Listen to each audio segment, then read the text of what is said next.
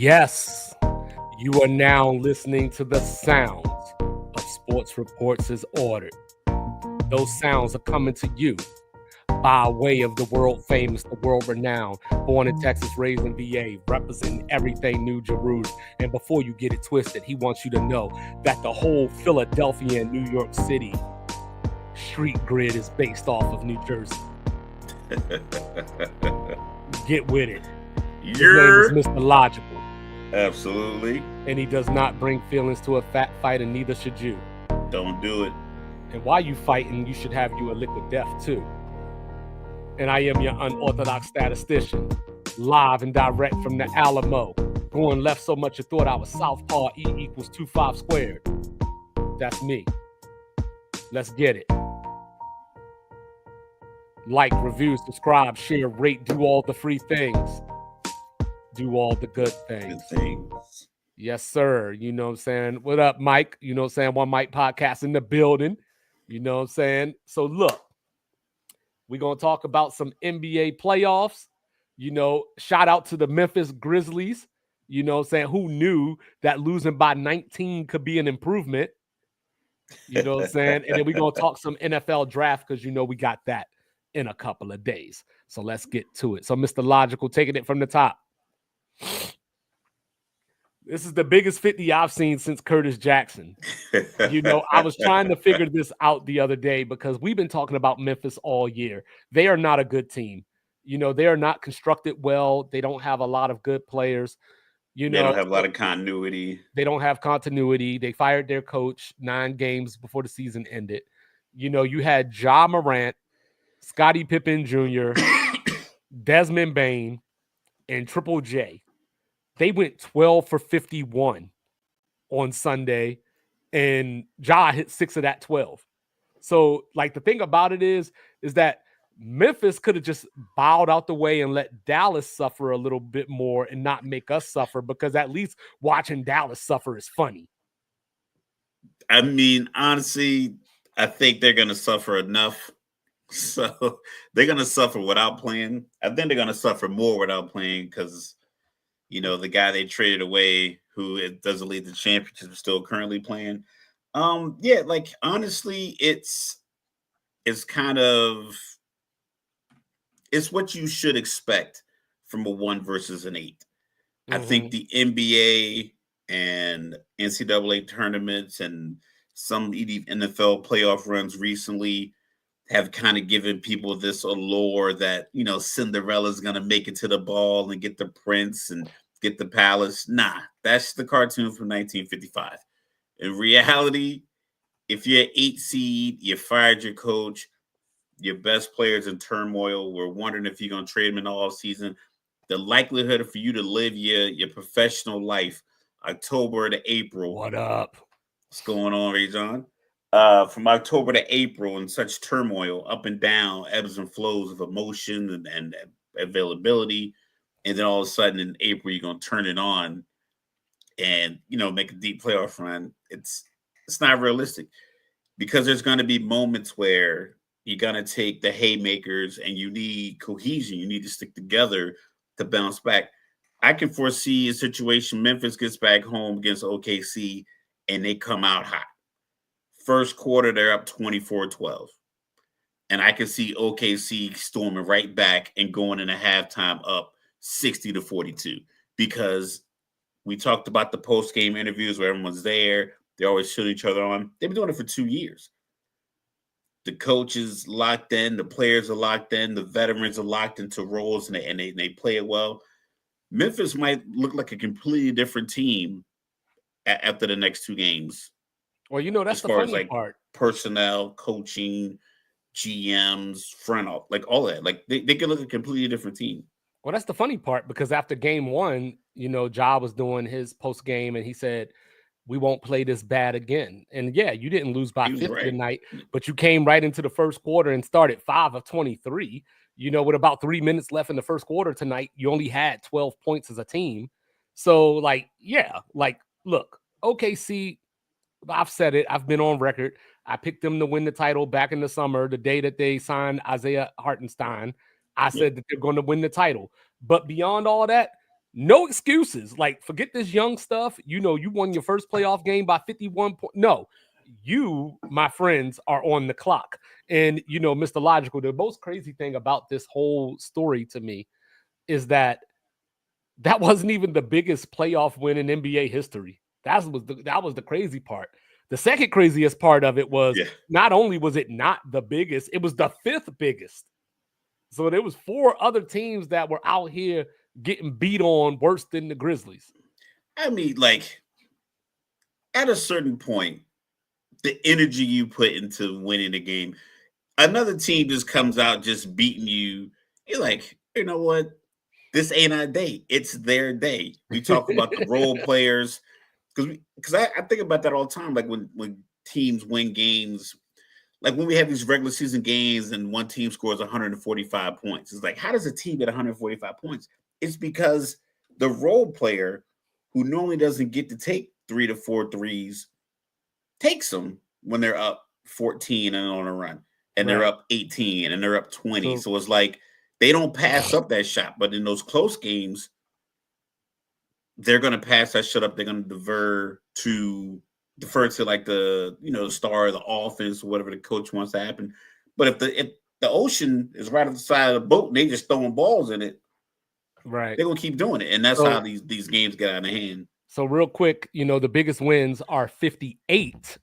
You know, one of those was done back in 1956 by the Minneapolis Lakers, not the LA Lakers, the Minneapolis Lakers against the not Atlanta Hawks, the St. Louis Hawks.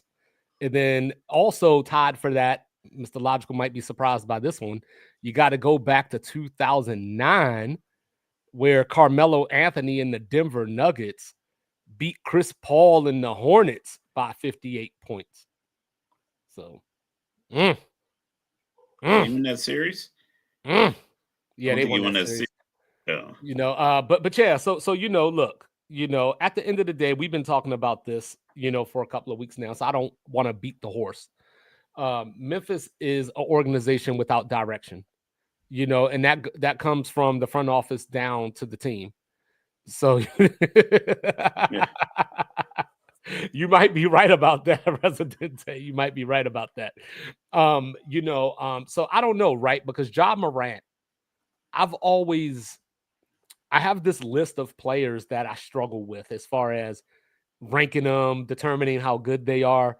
And Ja Morant is on that list because he's obviously talented.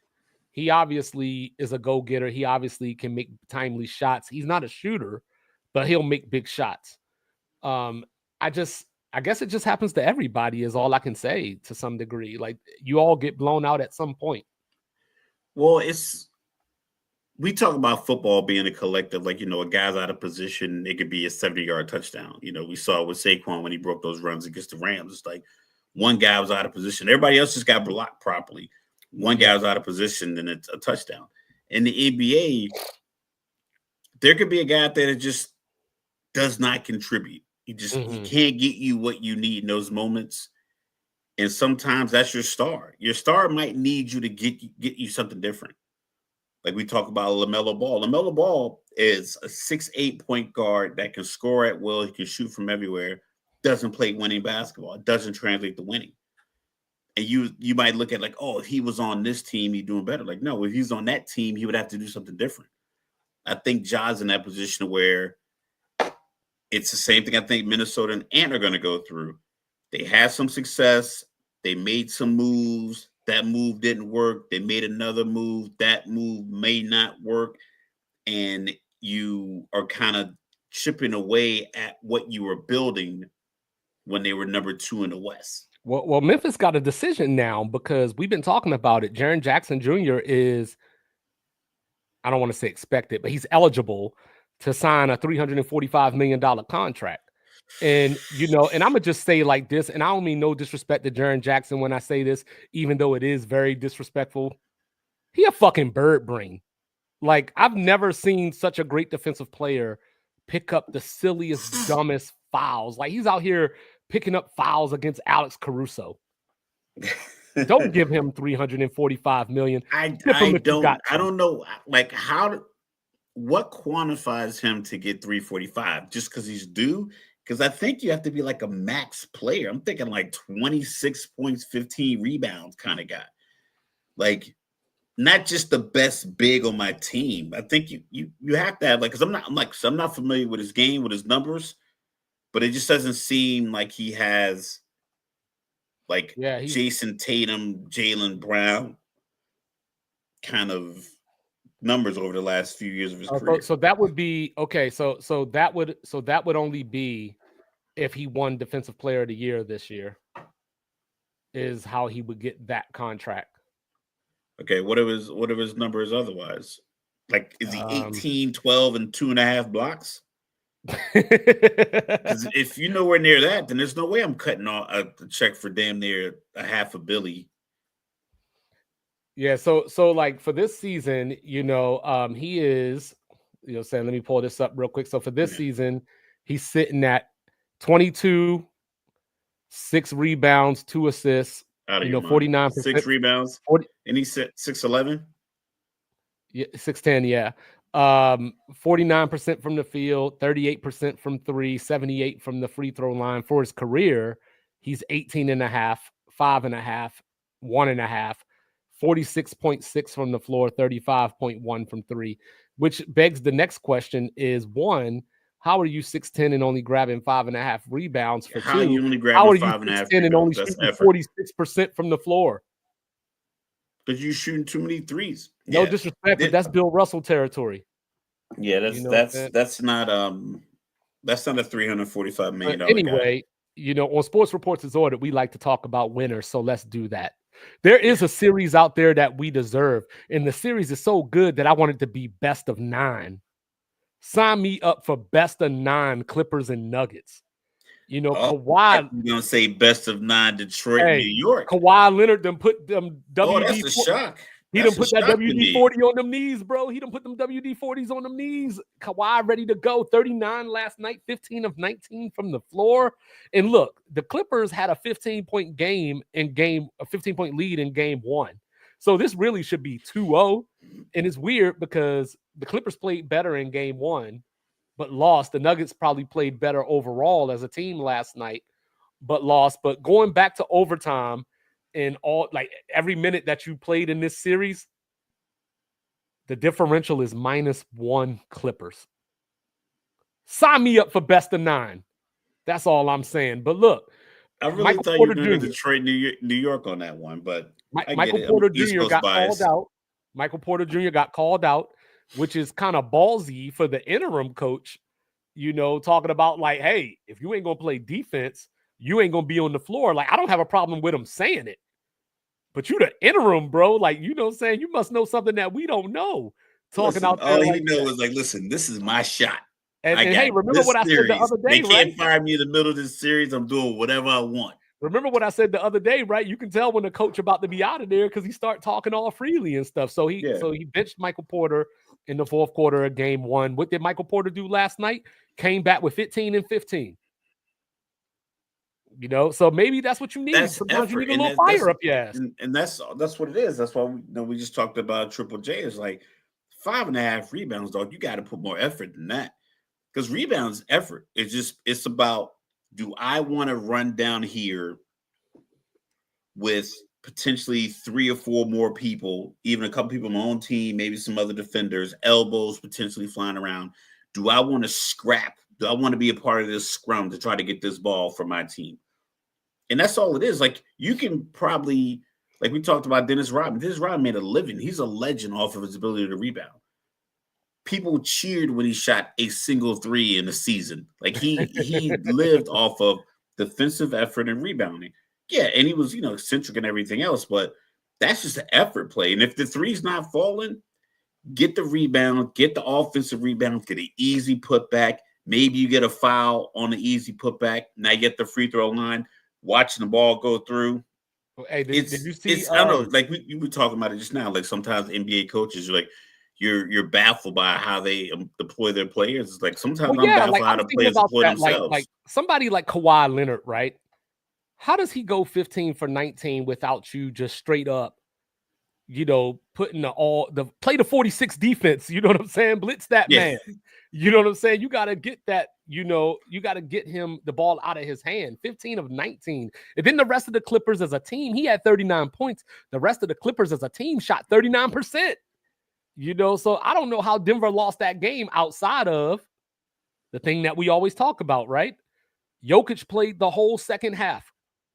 He was out here missing free throws.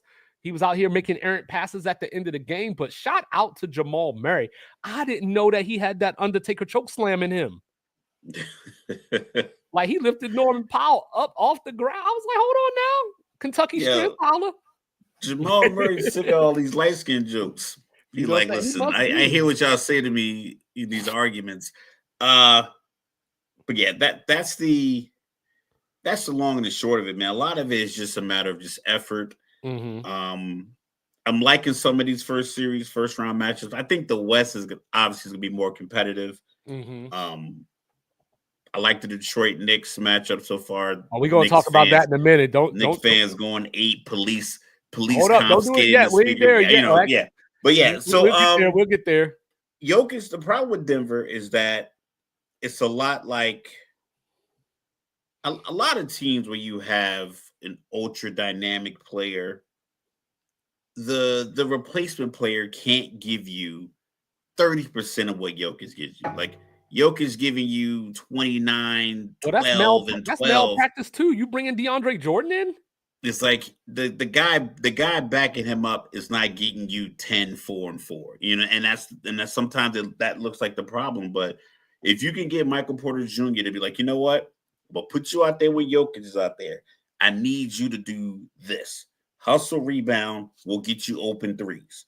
Mm-hmm. Like you just have to, if you keep him engaged, I think you can get Jokic that get him out at 2 minutes left in the first, get him the TV timeout, the commercial break, and maybe a couple minutes into the second, give him about 8 to 12 actual minutes of rest. Mm-hmm. And then get them back in the game. But you need somebody that's going to step up and make the effort. Like we said, we talk about just playing the young guys. Just play the young guys for effort. Like, listen, I need you to be annoying on defense and to crash the boards offensively. Don't look for the three. Just crash the boards offensively. Be annoying with your hands on defense. Get in the passing lane. Just put enough energy on the floor. That way I can replenish the energy in our big on the sideline. Because when he goes out of the game, it's like they're like a completely different team. And that's the crazy thing. My guy, Julian Strother, can't get on the court just a little bit. Jaden Pickett's been, getting more minutes since Mike Malone's been gone, but still not enough. Peyton Watson is supposed to be that defense, at least according to Calvin Booth, but I don't know if we trust his word. But he was talking about how when they let KCP go, you know what I mean? They were talking about like Peyton Watson is like the next evolution of the Nuggets and all this kind of stuff. And most people still don't know who Peyton Watson is. You know what I mean? They can't identify him the way that I can't identify Mike Trout. Aaron Gordon might have got beat up. That eye was looking kind of vicious, but I think this series, I picked Clippers in 6. I'm here for 7. I want best in. Each game is going to be like this. It's going to be who can execute late, who's going to make the decisions, in the same way. Remember, the same way that Russell Westbrook giveth in game 1, he will taketh away down the road. So it's tough because I think Russ plays with great intention and great energy, and when it doesn't work, it comes off as like, oh, he failed you. It's like going for it on 4th down in the NFL. It looks great when it works, but if it doesn't work, now you open yourself up for scrutiny. I still can't believe Bill Belichick went for that 4th down in Indy. Again, I don't know what he was thinking there either. You know what I'm saying? And then Staley, remember the 4th down he went for against the Vikings 2 years ago? It ended up working out for him. Yeah, it ended up working out, but because the crowd wouldn't shut up. But, so then, you take it over to Tinseltown, where the Minnesota Timberwolves shot 21 of 42 from the 3-point line. Not so much just yet tonight. They're down 27-13 right now. But when I was looking at game one, I was listening to you talking the Hotbox chat, and yes, you were just going off about how, this series is over. And I was just like, Raph, don't do that. We don't do that. Don't do the hyperbolic thing. Like, but my issue with the series, I know. Listen, I was on one when I saw it. You was gone off that Henny. I was on one nice tall, bottle of fermented potatoes, otherwise known as French vodka. No, I didn't like how they were playing. I didn't like how what I was seeing on my television. And I'm looking at it and I'm making adjustments like, hey, maybe let's not help off of any 3-point shooter and just let the guy who's guarding this dude defend at the rim, and maybe Jackson Hayes or whatever guy you have in the paint slide over. They were having guys help off these dudes in the corner or these dudes on the wing, and they were getting wide open threes. It's like, I'll give you the 2-point attempt at the basket with the defender on your hip and maybe any guy I have rotating over from the weak side to help out. If you get there late, you get there late. I'd rather you give up 2 points to Ant in the paint instead of letting Naz Reid just shoot these set shot 3-pointers all first half. You know what I mean? Like, I'd rather you let the guy who's going to take 25 to 27 shots anyway, let him take that shot. Let him use his energy to take that shot. I don't want the guy who's going to shoot 9 threes to go 5 for 9 because you keep leaving him in the corner. Because now the star who's going to get to the paint, who's going to get all opportunities, he now knows that you have to worry about him because he's on one. So you got to worry about Naz Reid now. You have to worry about McDaniels now. You have to worry about Julius Randle now because you've allowed them to get in the groove. Mm-hmm. I don't know why. I know it seems like a simple concept, and I understand the nuance of basketball. Like, listen, I've never been a professional basketball coach, but I imagine that I want the role players to feel as uncomfortable as possible when they're on the road in an environment like the crypto arena. I don't want you comfortable. I want you standing in the corner, listening to the fans talk shit in your ear. I want you on the side or our bench. They're talking shit to you, and you're not getting the ball. I want you to drop the ball, like be in the corner waiting for the 3-point shot, and you drop the ball because your palms are sweaty.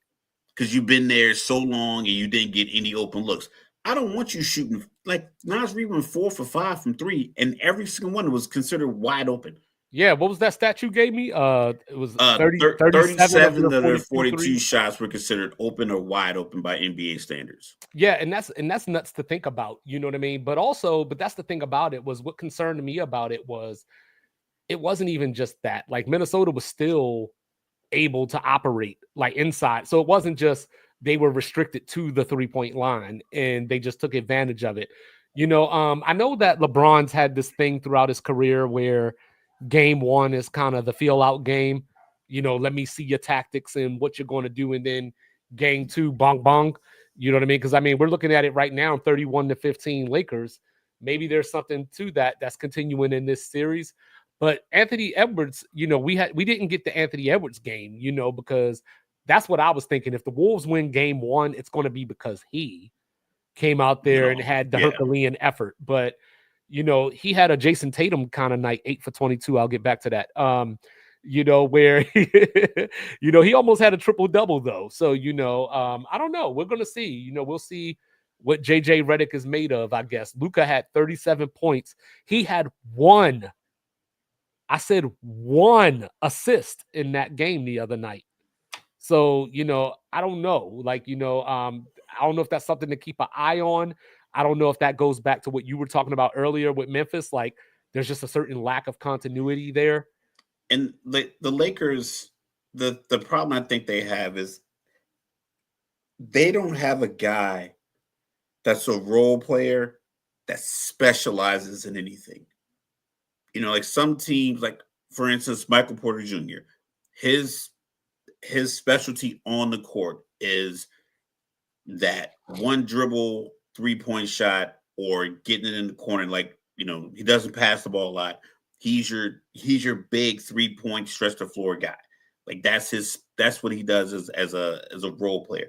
Talk about Boston. Peyton Pritchard, he's your 3-point guy. Hauser's your 3-point guy.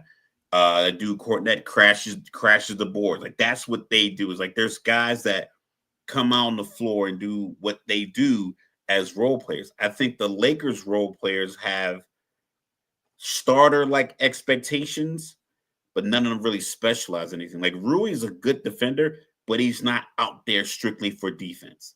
You know what I mean? It's like he has like multiple layers of responsibilities, and I don't think he's as effective at every one of these responsibilities as he has. Sometimes just having a guy like, listen, all you're gonna do is shoot. Like, I don't know what Hauser does for Boston other than shoot those corner threes, 6 or 7 a game. That's it. It's like back in the day, Cal Korver. Cal Korver was not doing anything other than drawing the defense out, waiting in the corner for the ball, shooting threes. So it's like I think the Lakers' lack of a guy who has a specialty on the floor is going to hurt them. Because really what you have dynamic. With Luka and LeBron, you have all the basketball knowledge and talent you want in 2 players. Yeah, I don't feel like they have enough to. It has to go perfectly. Yeah, like they scored 113 points and they allowed 112 on the season. So it's like it has to go flawlessly. No, I still think that the Lakers win this series. That's just me. But I promise, Mr. Logical, and those of you watching, I was not thinking about Shannon Sharp when I came up with. So Houston came into the playoffs, and we both picked them to take out Golden State. I don't think that's a good point, Mike. I don't think that game 1 moved me off of that because I saw a lot of correctable things that Houston can do. So one, Steph Curry is Steph Curry, right? But we know that he's going to have a stinker within a series. Yes. And he might have 2. Jimmy Butler's out here hunting for the fouls and getting them. Draymond's playing tough defense, fouling people, not getting the call based off of reputation. But when I was looking at this game, the couple of thoughts that I had was Jalen Green, nobody on this Warriors defense can stay in front of you. Go to the basket, draw some fouls. Your shot's not falling. Yeah, Fred VanVleet, saying you are, yes, he does. Yes, he does. Fred VanVleet absolutely does. He absolutely needs Draymond. Absolutely does. Fred VanVleet is a veteran and he should act like such, and he isn't. When I look at Jabari Smith, he usually plays the Warriors better than anybody on that roster, and he came out in game 1 and he didn't even miss a shot against the Warriors, and for some reason he didn't play a lot. So I don't know why you don't just go, because you're already doing the Şengün, Steven Adams lineup. Why not just put Jabari Smith at the 3 and make Jimmy guard some height? Because Draymond can't guard all of them. Correct. That's number 1, because the first problem is, no, he can't. See, Mike, you be making my blood boil. Mike, what loony are you talking about? Draymond, as far as what Draymond does for Steph Curry, baby boy, you Looney Tunes.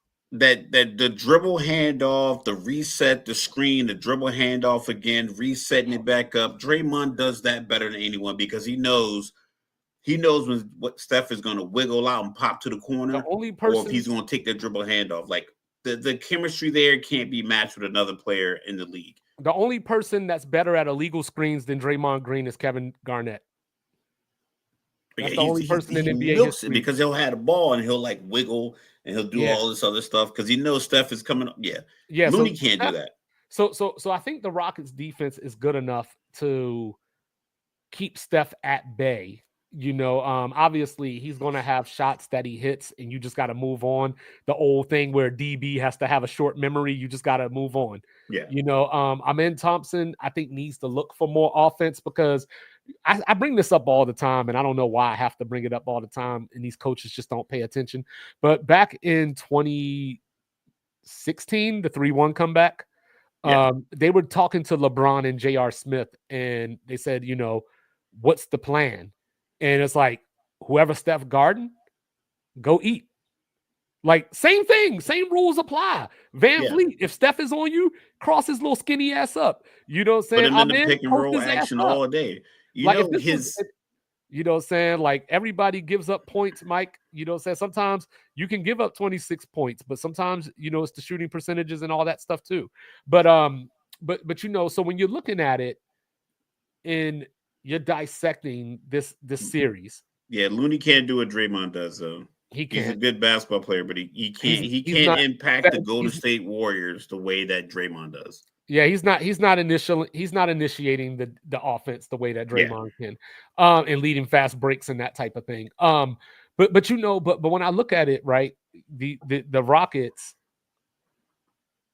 I don't know who else can beat you besides Steph and Jimmy, and and the Warriors need both of them to be on at the same time.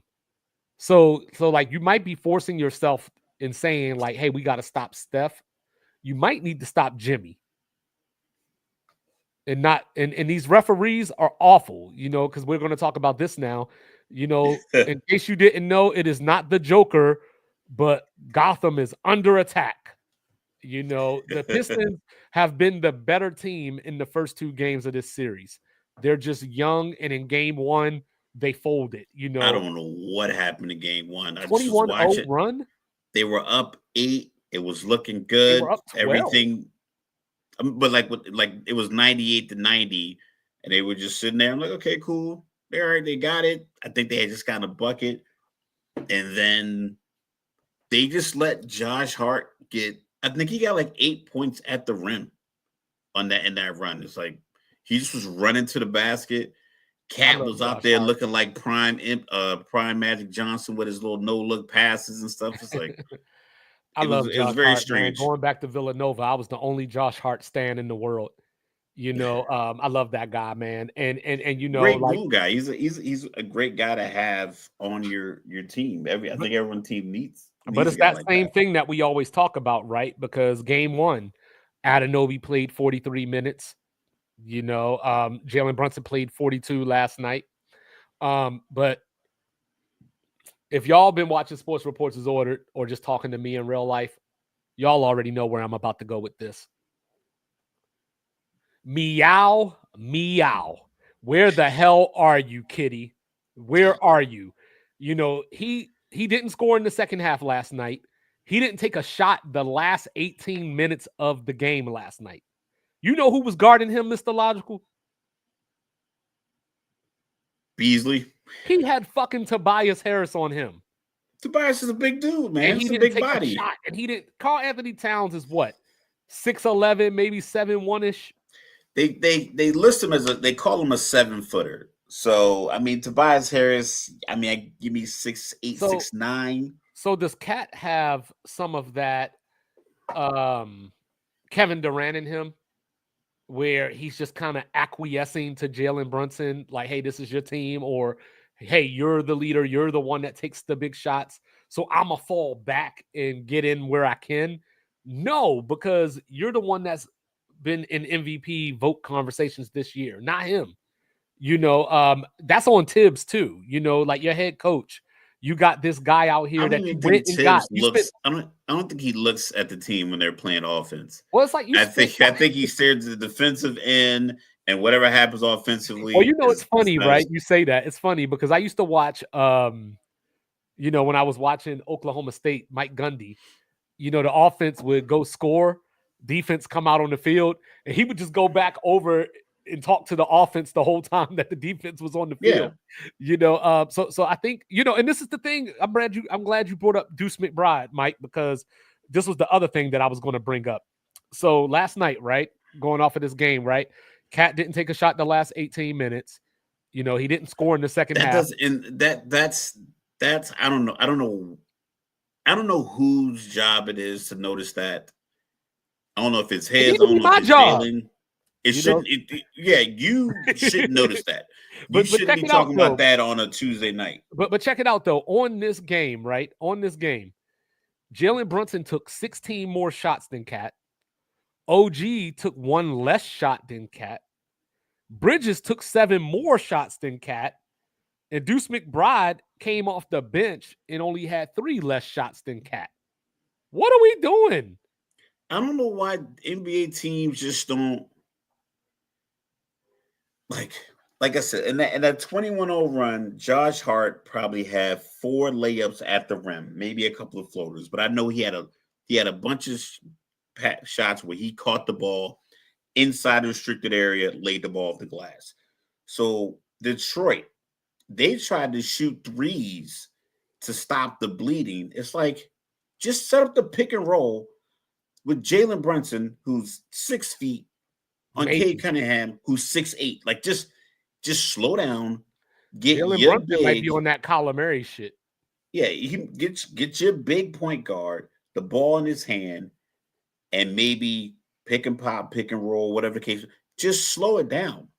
Cat should be getting, little free throw line pull-up jumpers. Just like, hey, man, you haven't had a shot in a minute. Let's run this back screen for you. Stewart last night. Like, come down, catch this ball. Don't dribble it. Just turn around, shoot your 15-footer, watch the ball go through the net, or get on the block. Maybe when you get a mouse in the house, like, listen, if you got a guy that's 6'7" and you 7 feet tall, get to the block, call ISO, move everybody to the weak side. Now you and Jalen Brunson on the ball side, give me the ball down here. Like, there's nothing wrong with getting the ball down low and shooting from the post, especially when you haven't touched the ball in a few minutes or you haven't put a shot up. It's simple, but like I said, Tibbs is going to be the reason that you are in the best shape of your life, but also why you're rehabbing every offseason. Yeah, and that's the thing, right? Is that Detroit, their best player is a young guy, Cade Cunningham, but this is not OKC last year, as far as youth goes. Like, we're talking about Cade Cunningham being their best player, sure. He's young, but when you look at it, you got Dennis Schroeder, Tobias Harris, Tim Hardaway Jr., Malik Beasley. This is not a young team. This is a team that has players that might not have necessarily championship pedigree, if you will. They're veterans. But they're veterans. They're veterans. Yeah. They've been through things. They've been in the league. They know how this works. So Malik Beasley isn't going to be scared of the MSG crowd, even though they were trying to give him the business. They're not going to be scared of the moment. Tobias Harris in game 1 came out and hit 22 in the first half, but then he went right back to Tobias Harris and hit 3 in the second half. That's the problem. Like, when a role player gets hot, they don't switch. It's like, it seems like coaches don't have a gear to ride the hot hand.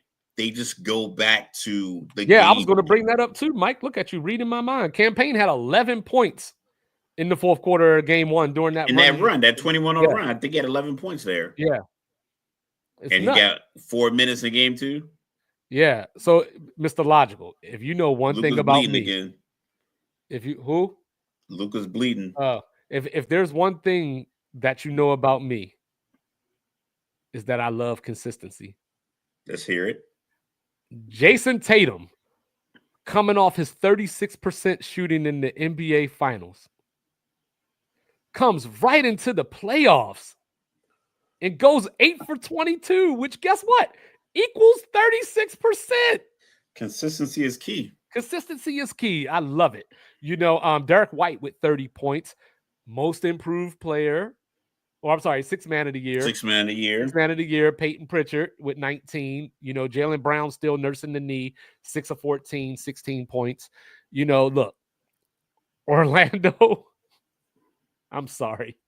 I tried to have a little faith that you could get a game or two, but look, man. Paolo Banchero, 36 and 11. Franz Wagner, 23 points. The rest of the team had 27 points. What happened to championship KCP?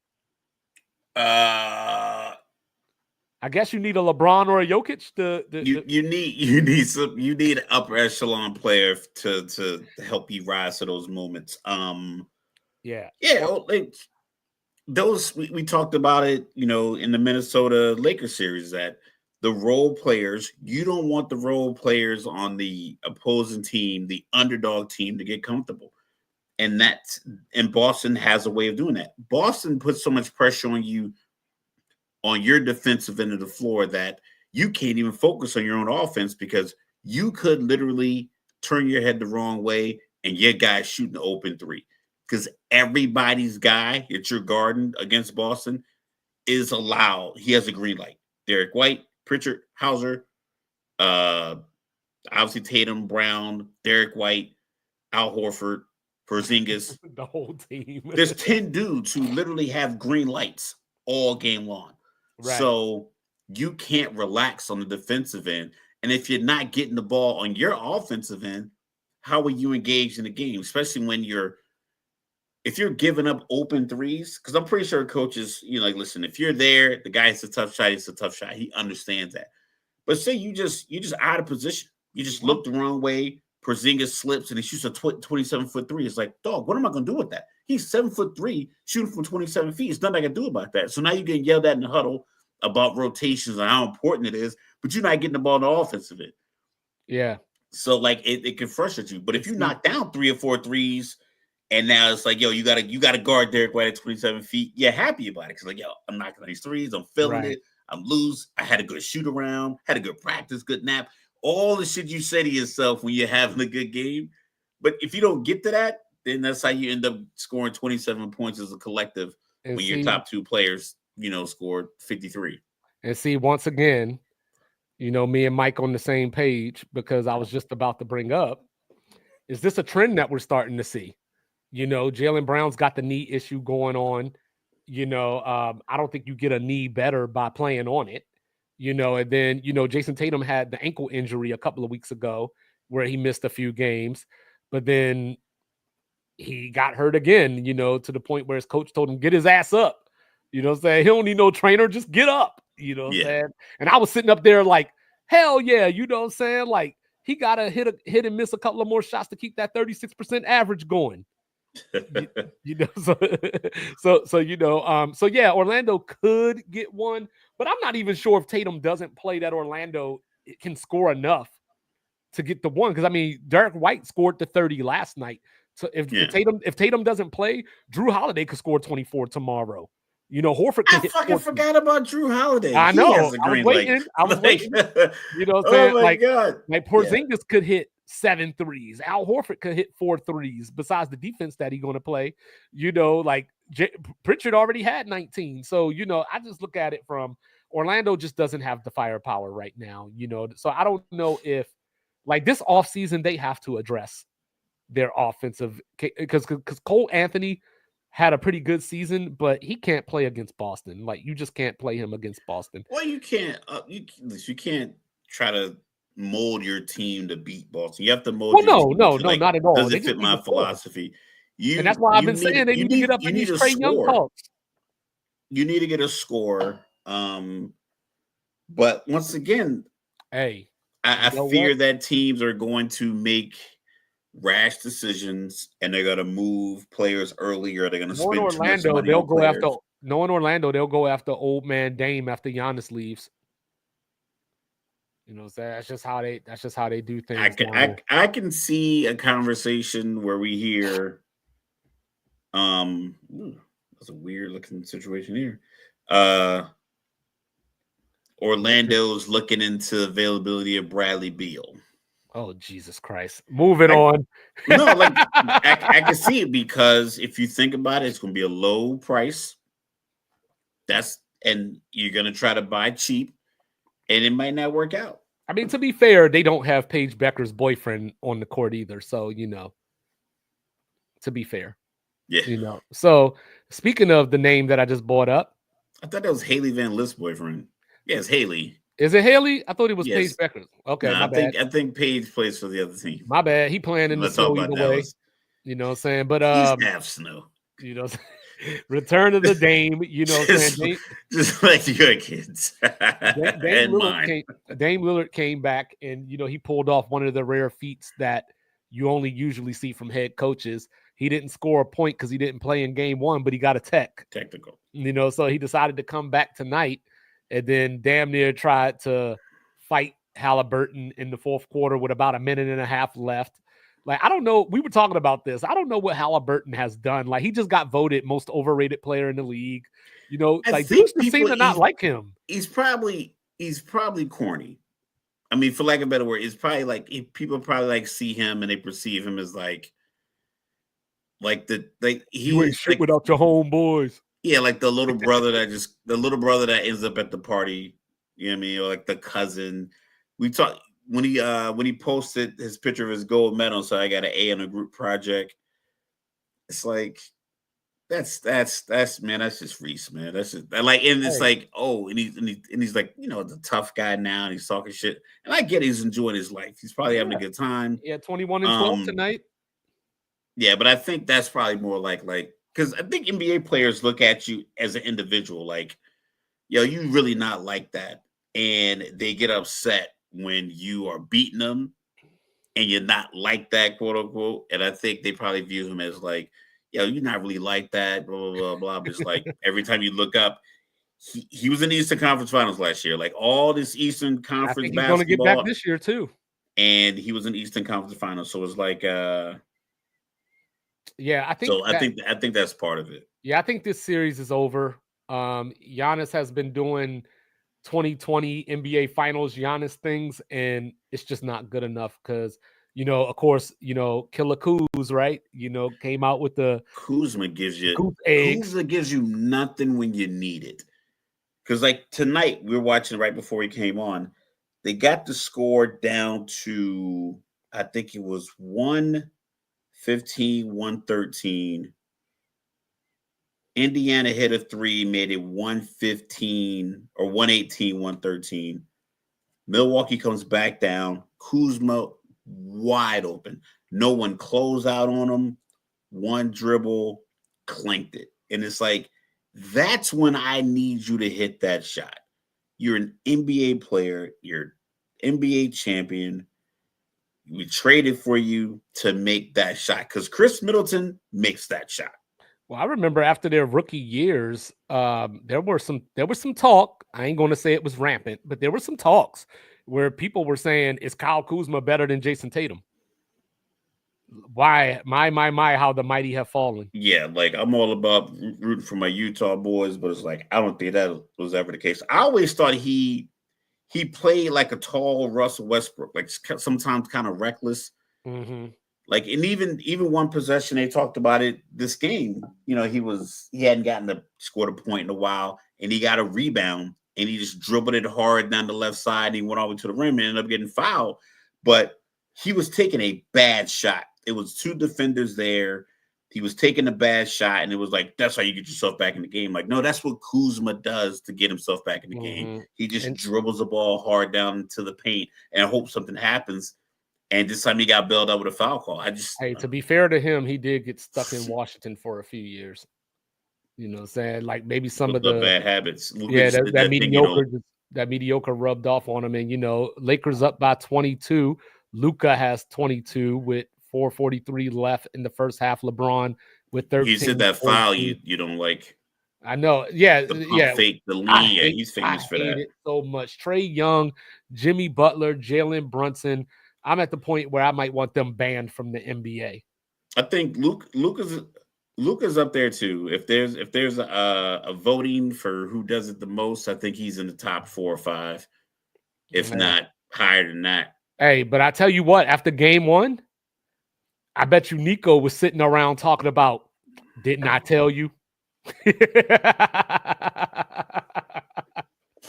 got to stop talking.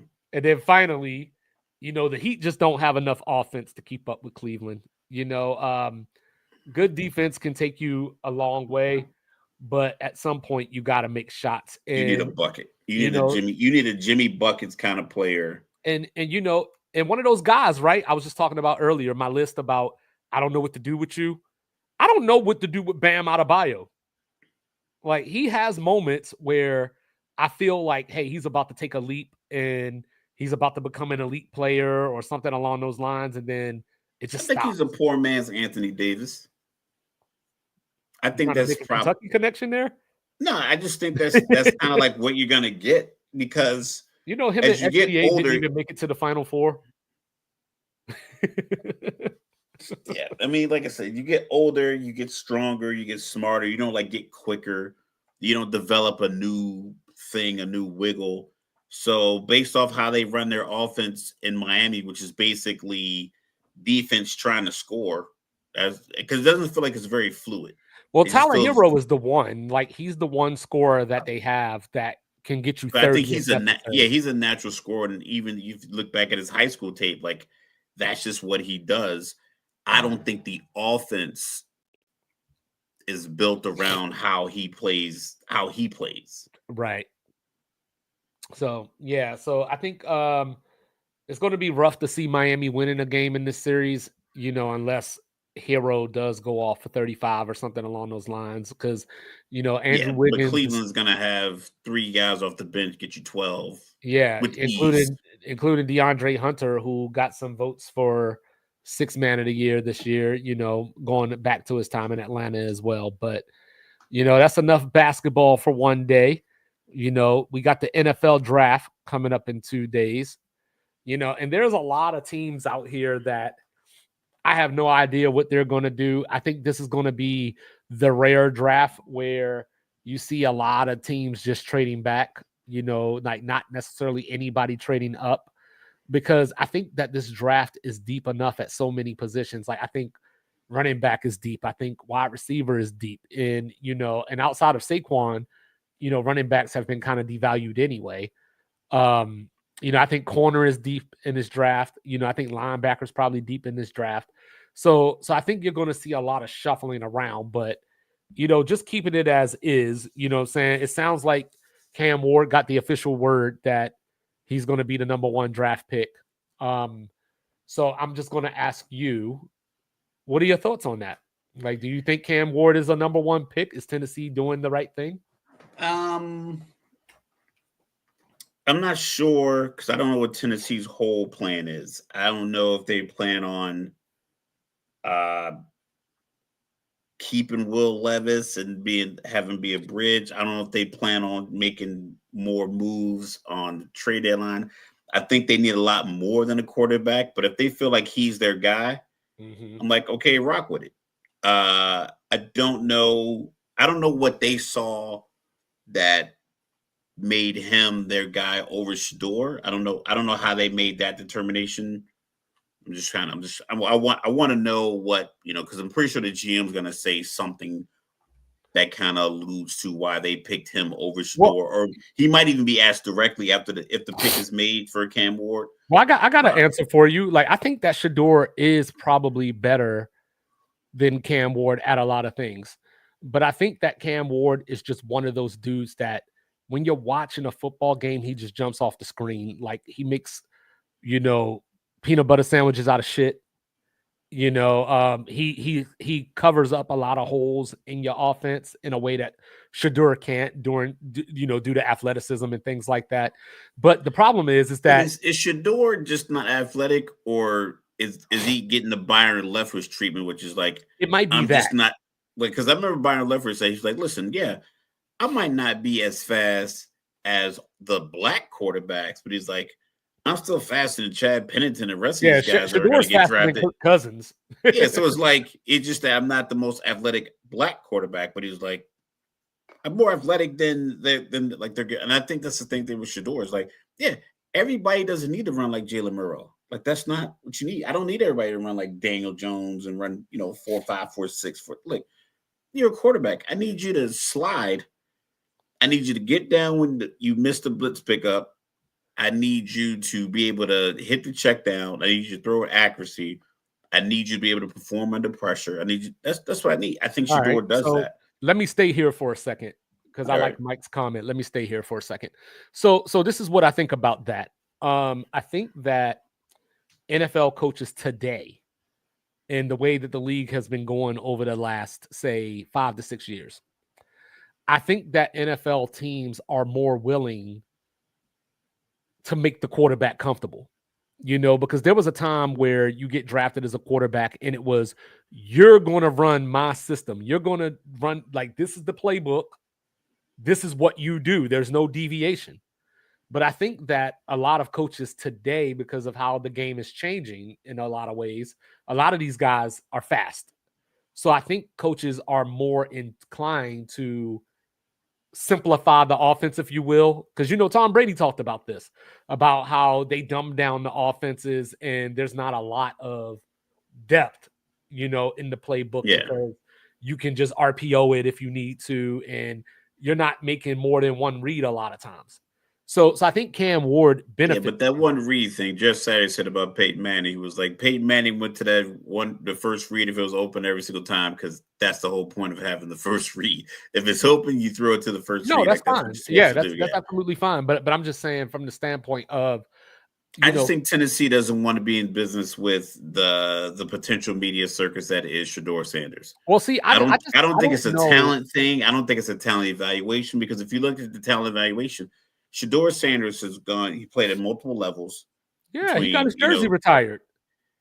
HBCU, we'll talk about that later, and then in Colorado. But in Colorado, he was in rooms with former NFL players that now are coaches, and NFL coaches, like head coaches that were coordinators on his team. So the language about the NFL, the preparation with the NFL, he got from guys like Pat Shurmur, Mike Zimmer, Dion being a Hall of Famer. I don't know how much, Warren Sapp it was involved, but a lot of the mentors and the guys that came around the Colorado program were people who came in because, like, former players and coaches that Dion was essentially calling in favors. So I feel like he has a lot more tutelage of NFL preparation than than Cam Ward does. Not necessarily than Cam Ward. It's not even a Cam Ward comparison. Like, to the criticism, I think his NFL preparation has been more advanced and more deliberate. Yeah. And I think the narrative surrounding him is like, oh, he's not ready for whatever. I'm like, but this is what he's done. Yeah, I think the T-Bowl like circus is what Tennessee's afraid of, because they're not a good team.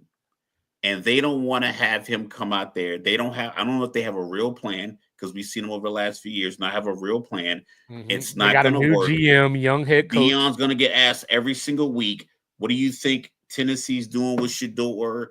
How you figure that's going to work? And it's going to be constant conversation. When every time Dion has a microphone in his face, the question is going to be about Shedeur. Oh, I think Shedeur is going to be a damn good quarterback. I don't know if he's going to be, like a top 3 or 4 quarterback at any point in his career or anything like that. But I think Shedeur is going to have a long, blessed career. So with that being said, we hear all this stuff every year. There's always somebody that is the bad boy of the pre-draft. We've heard stuff about James Pierce as well, where, like I said the other day, I thought he was going to be a top 12 to 15-ish pick, and now he might not even go in the first round if reports are to be believed. Yeah, so they said he was uncoachable. That's going to be kind of hard to believe. Yeah, and when I look at a guy like Shedeur, do you think that Shedeur is Luke the kind about to get a technical? Hold on, real quick. I'm sorry, I'm focused on this. Luca's pushing the boundaries, about to get a technical. I don't know if you watch it. I'm at 55-39, minute 13 left. He's got bumped a couple times. He's been knocked down last couple of possessions. And his last one, he pointed at the ref, and the ref took his whistle out and pointed back. Like, listen, you got one more time to say something to me, and it's going to be a problem. Here it is. Nico enjoying that. Here it is. I bet he's about to get teed up right now. But yeah, keep going, sorry. But do you think Shedeur is the type of guy, the type of talent, I should say, that teams should be willing to trade up for? So, like, we've been talking about how New Orleans probably needs a quarterback at 9. Like a team like Pittsburgh at 21. Do you think that he's the type of talent that teams should be, I can't let New Orleans get him? I would say that if more teams needed a rookie quarterback, I don't think teams need. Because if you think about all the teams that got their quarterback in the last couple of years, the Raiders signed Geno, Seattle made their move, Minnesota made their draft pick last year. So it's like, I just feel like a lot of teams already have their guy or a guy they need to figure out. If the Jets didn't give, if the Jets didn't get right Justin Fields, then it's clearly like if they didn't pay him what they paid him, like if he was on like a 1-year deal or something like that instead of the 2 and just 40. having him, just having him on the team, and you're a GM with the Jets, and you brought in a guy. We'll say it 2 months ago. We're in mid-April now. Season ended, so say he came in the beginning of March.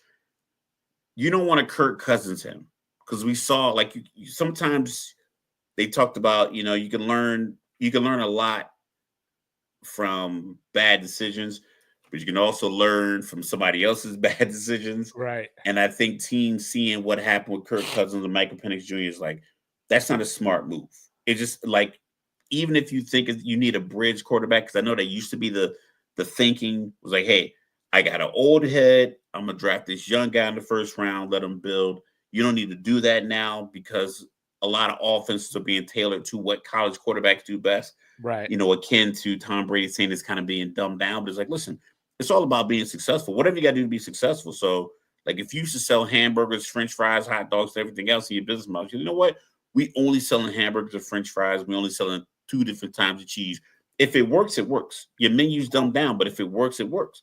And I think with those kind of players, the Saints are the only team that I think needs to sit at 9. That I don't think they need to move, because I don't think anyone jumps before them. But they can't take a different player at 9 if Shador is there. If Shador is there, you got to take Shador. So like to what you're saying, Mike. I don't think the Colts can, because if you bring in a Shador, you're basically saying that Anthony Richardson is over. Like you can't. You and you just brought in Daniel Jones here playing fantasy football. That's not gonna happen. Yeah, and you just brought in Daniel Jones as well. So like, you got 2 vets. Well, 1 vet and a guy that was drafted at number 4 or so to be your future. You can't. And that's the thing. I think a lot of teams are just in that position where you have to figure out who your guy is. You can't bring in somebody else. It's like if you're trying to figure out your relationship, the last thing you should do is bring in another person. Like, no. Especially somebody that's coming into the league already better than him for the most part.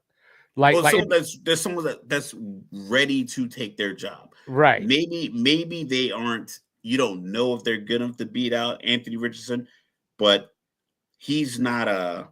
The Cardinals had a different situation. The Cardinals, like if he had a 4th round quarterback. History. Yeah, the Cardinals, Cliff Kingsbury already had a history with Kyler Murray. The only reason that the Cardinals did that is because they hired Cliff, and they Kingsbury. Fired the head coach. So they fired the head coach, right? And they knew that guy wasn't it, and they had the number 1 pick.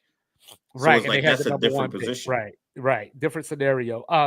So at number 2, like I figure, like just in my mind, the Browns gotta go Travis Hunter. And I'm not even saying that I think Travis Hunter is the second pick or whatever, or like the second best player in the draft. I just think that the Browns just need some kind of playmaking. So you could draft Abdul Carter, right? I think they're going to go Abdul Carter. But with that being said, right? It depends on how you want to do this thing, right? Because you got Myles Garrett to re-sign somehow. So yes, you could get Abdul Carter, who a lot of experts are saying is the best player in this draft. So you could put them together and have a wrecking ball of a defense, try to do your Ravens 2000 thing. But you just went out and got Kenny Pickett. You got Joe Flacco. You still got Jerry Jeudy. You lost Nick Chubb. So like you need some kind of playmaking. I don't think so. I think you do to be competitive in that division. Well, that's the thing. I think because they're probably 1 or 2 defensive pieces away from being ultra dynamic defensively. So You're sitting at 2. Either you listen to whatever phone calls. Yeah, It's you like can whoever trade wants down. to jump and trade down, or you get the best defensive player. And now Kenny Pickett, we all agree he is not. He hasn't shown himself to be a dynamic quarterback, but at least he has a couple of years of NFL starts. Granted, this is 13, but he has a couple of years of NFL starts in that division. He's from that region. You got Joe Flacco there. I think you can play with Njoku and Jerry Jeudy. I think you can make enough plays to where if I can keep teams around 18 points a game with my defense, can I get 2 touchdowns and 2 field goals out of my offense? And I think you can solve your defensive problems easier, or I think you can make that happen with defense with the second overall pick, considering the type of player that's available at 2. See what I'm saying? Like, so you If I'm have the that player Browns, there, he's valued there. You put him on the field, you hold teams to 17.9 points a game, and you hope that a strip sack fumble gets you guys in scoring position a couple times a game. And now you're kicking 2 field goals, and you have 2 touchdown drives, and you're winning games 20-15 or 20 if to I'm the Browns, 13, 20 to 14. if I'm the Browns, I definitely explore trading down. But of course, with Travis Hunter, obviously we think that, his best position is corner, but let's not forget, he was 4th in receptions and 5th in yards last year as a receiver too. I think he plays, if he can play corner and you put him in the slot and you match him up with a nickel or safety, I'm with it. But I don't think Travis Hunter there this year saves people from losing their job.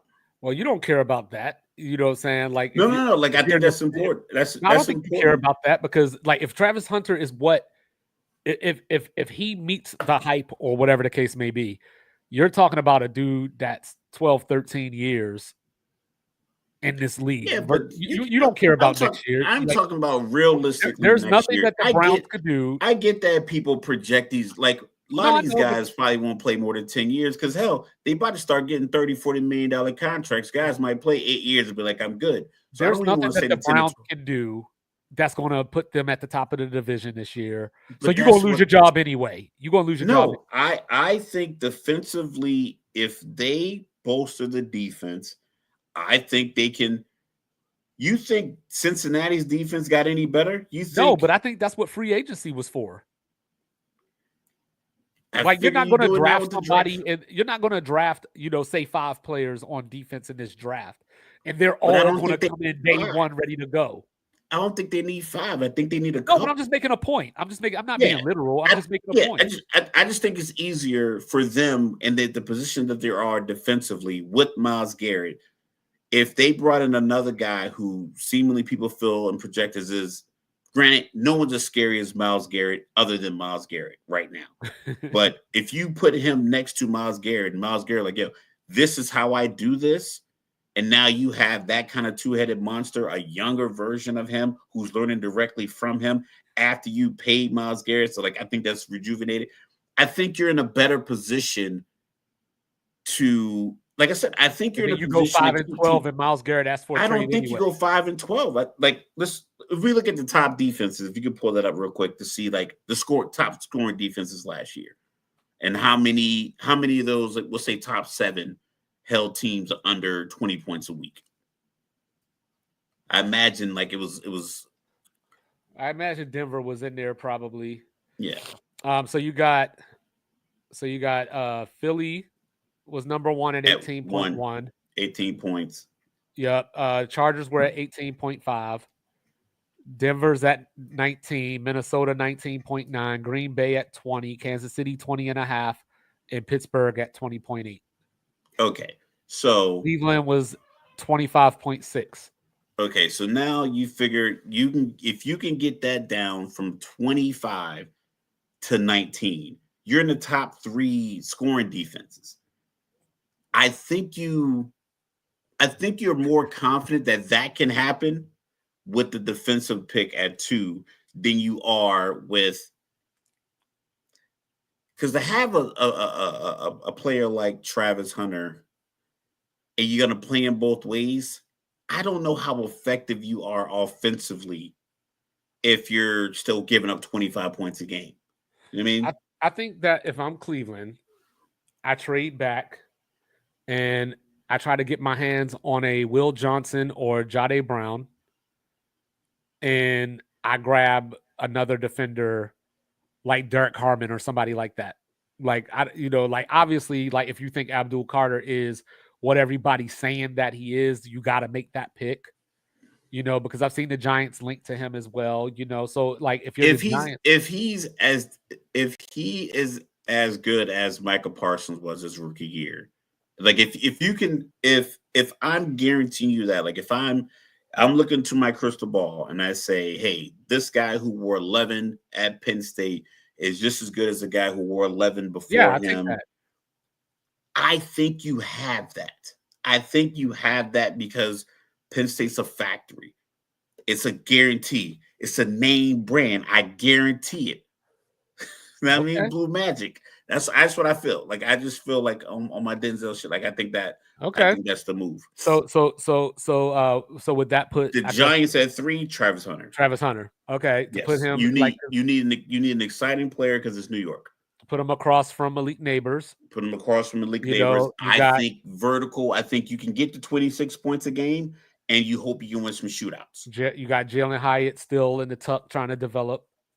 Maybe, saying, or I can see the Giants trading down, and still being a part of the Shador sweepstakes, in a certain way, because I think the Russell Wilson moonball to Travis Hunter is more likely than the Kenny Pickett moonball. I just think Kenny Pickett will just miss him, and you'll just have him running routes. And that's why you draft the quarterback to go with him next year if you were to do that. But anyway, we don't got to stay there. So we love having these conversations about these teams that people don't really talk about. I think it's interesting because I think like we talked about it before. Like we talked about the NFL spreads every week. When it's over a touchdown, it's crazy. It's like, it's ridiculous. They're favored by 7.5. So it's like you just need to get. Sometimes it's just a matter of having a guy like Aiden Hutchinson in Detroit that can change your whole franchise. So do the Patriots have to go Will Campbell to protect Drake May? They got to go Drake May. Listen, stop running and stop taking hits. And so we're going to take this offensive lineman. You got to get rid of the damn ball and start running so this guy doesn't look like a bust because you keep holding him to the ball. So yeah, I think you protect your franchise guy. I know they have 0 playmakers, but if someone's calling at 4, I don't think anyone would trade up to 4 to get a tackle. So hypothetically, we go a few other ones that are slated to go in the first round. Go Cam Carter and Travis Hunter. Now you're New England sitting at with his 4. retired jersey, and New Orleans calls. Okay. I think New Orleans wants to get the 4 because they want Shador. Say that's a hypothetical situation. I think New England still could get to 9 and get their tackle. I'm not sure about that. I think that the Jets would. I don't think the Jets are going to go tackle. I think the Jets could beat them to the punch. I think that Carolina theoretically could to try to give Bryce Young some protection. I don't think that they will. I'm not saying that Carolina will, but I'm saying that might be a conversation you have depending on who's there. Chicago could grab one. So maybe Chicago could trade up and try to get a lineman if Ashton Genty is already gone, because I know the Raiders are interested in him as well.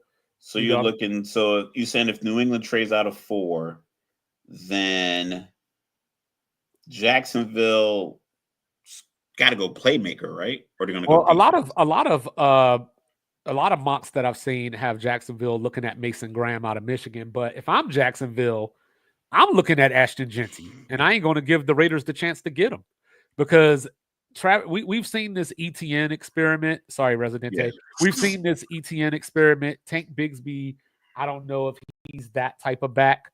So if you could get Ashton Genty and still have ETN as your second back, I mean, sign me up for that, especially when, or depending on who New England were to trade with at 4, maybe you could go Will Campbell and help out Trevor Lawrence. Yeah, I guess that would be. I mean, you have the offensive tackle out of Missouri projected to go 7 to the Jets. So yeah, it would be a tough move. Bring it back, Residente.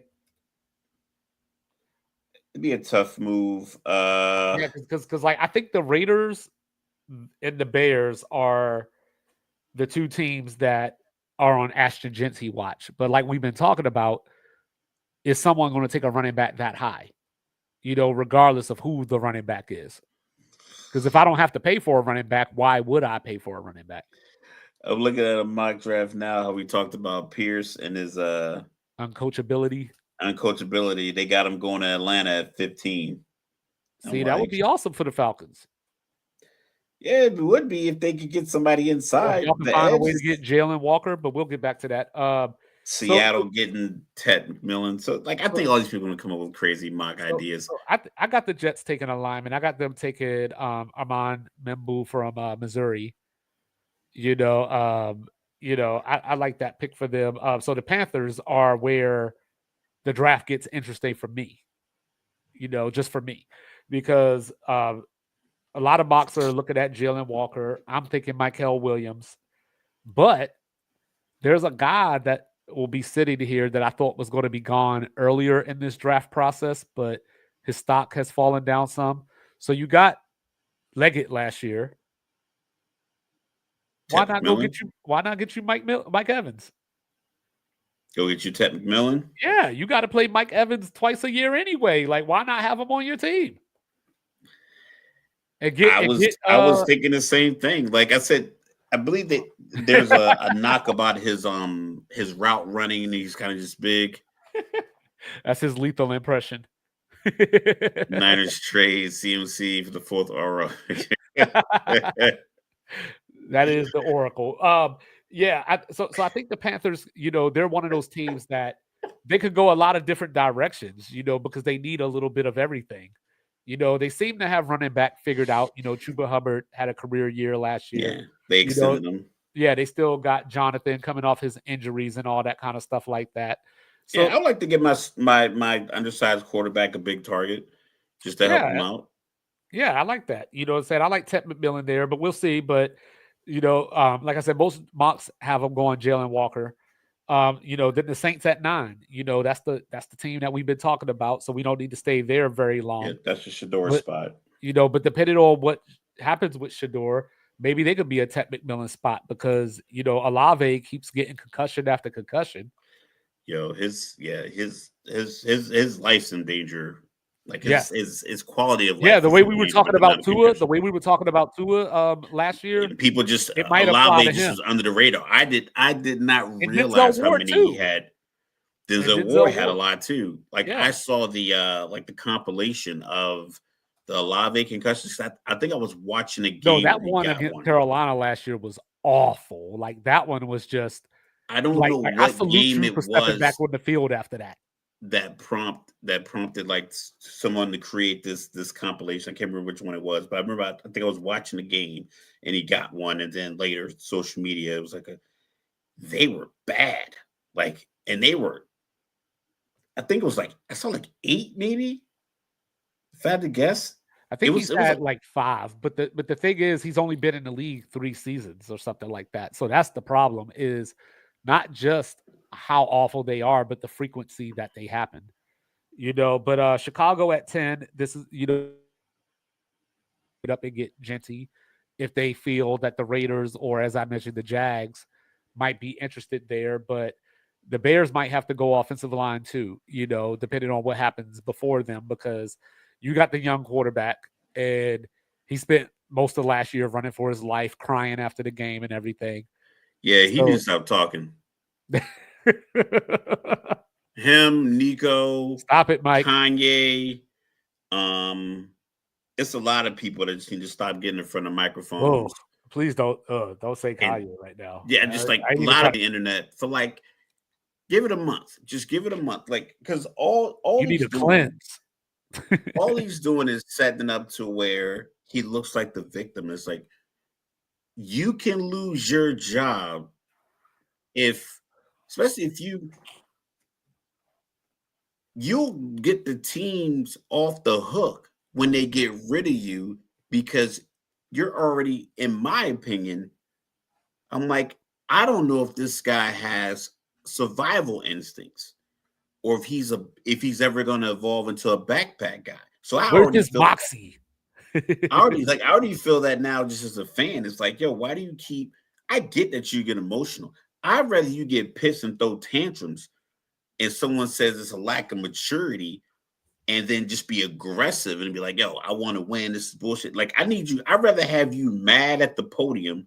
Like Dave Chappelle said this thing in his Mark Twain acceptance speech. He said his mom used to say, son, sometimes you got to be the lion to be the lamb that you really are. Like, sometimes you got to come out there and just be aggressively, just like demonstrative with your posturing. And then, yeah, you can go home and cry if you want.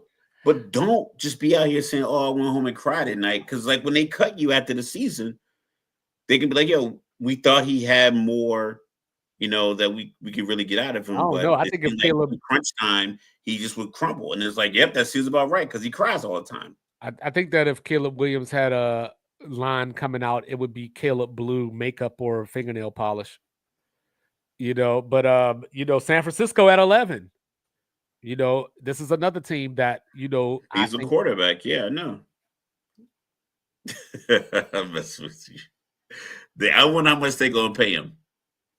That's gonna be the determining factor. If they're gonna pay him a lot, they're gonna have to go offensive line here. I'm thinking around 45. I'm thinking around 45, but 49ers got some options to go here. Offensive lineman. What's the status with Ayuk? Are you still trying to move him? I don't think they draft a receiver or anything, but just throwing that out there. You trade back potentially, because now you got this issue with George Kittle going on, and he wants his money. So Residente can inform us a little bit about that.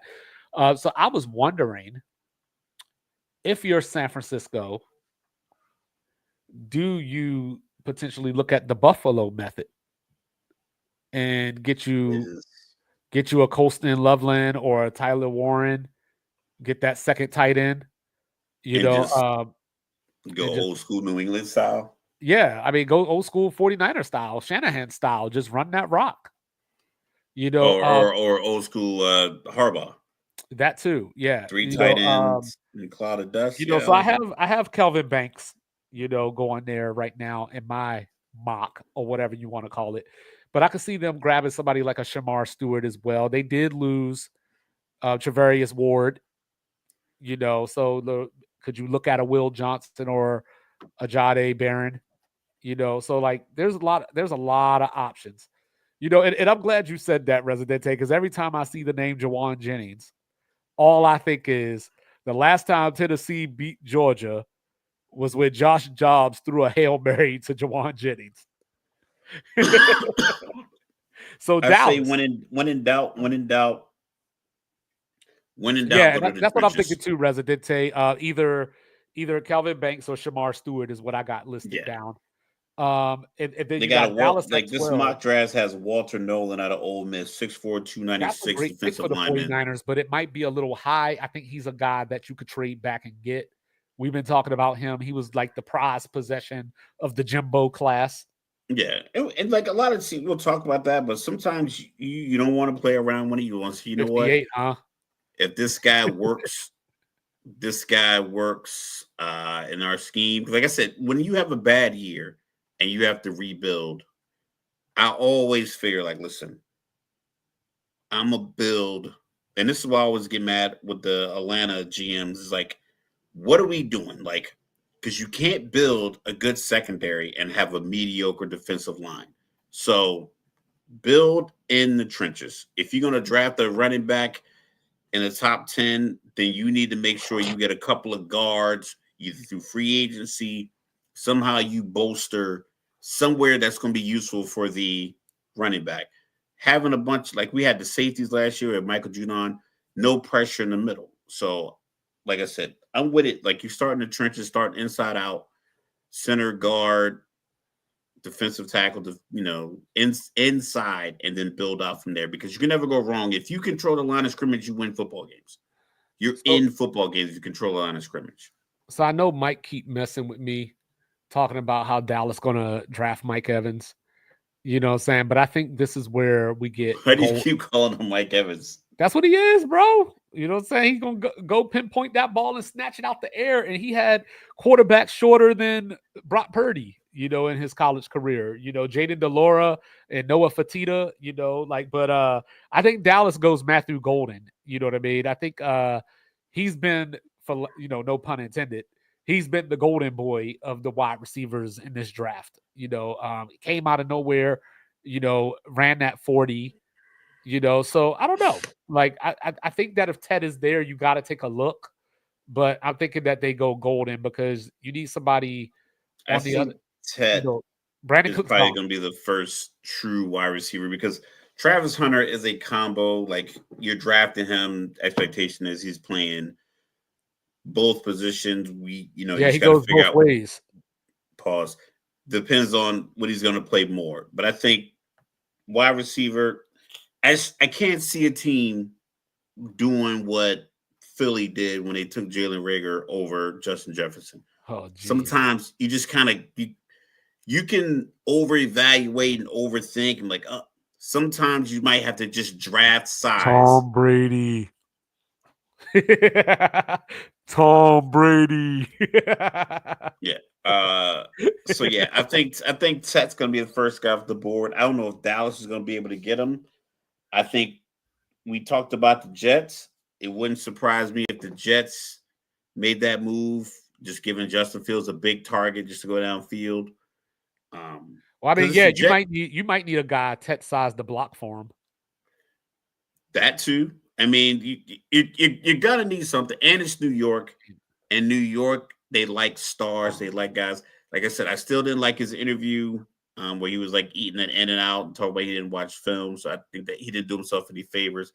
I think a lot of these guys are just talking too much because it's just so accessible.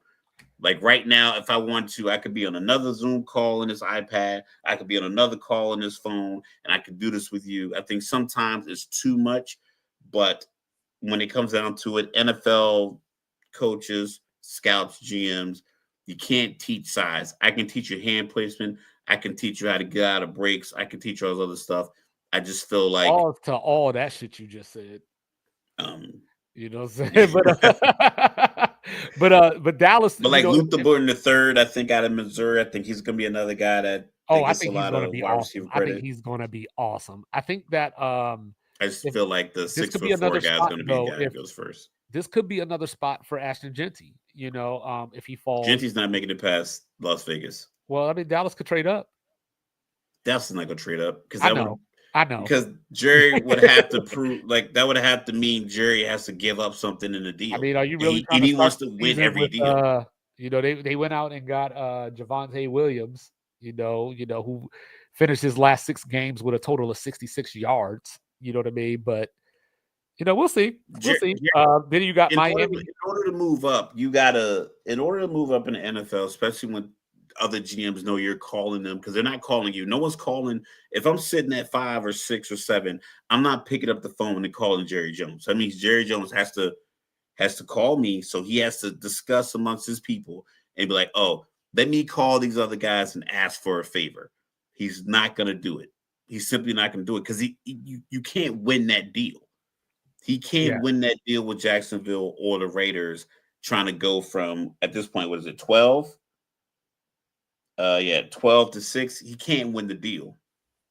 Yeah. All right. So then you got Miami at 13. We've been talking about this whole Jalen Ramsey thing that may or may not happen. It sounds like the Rams might be interested to get that old thing back.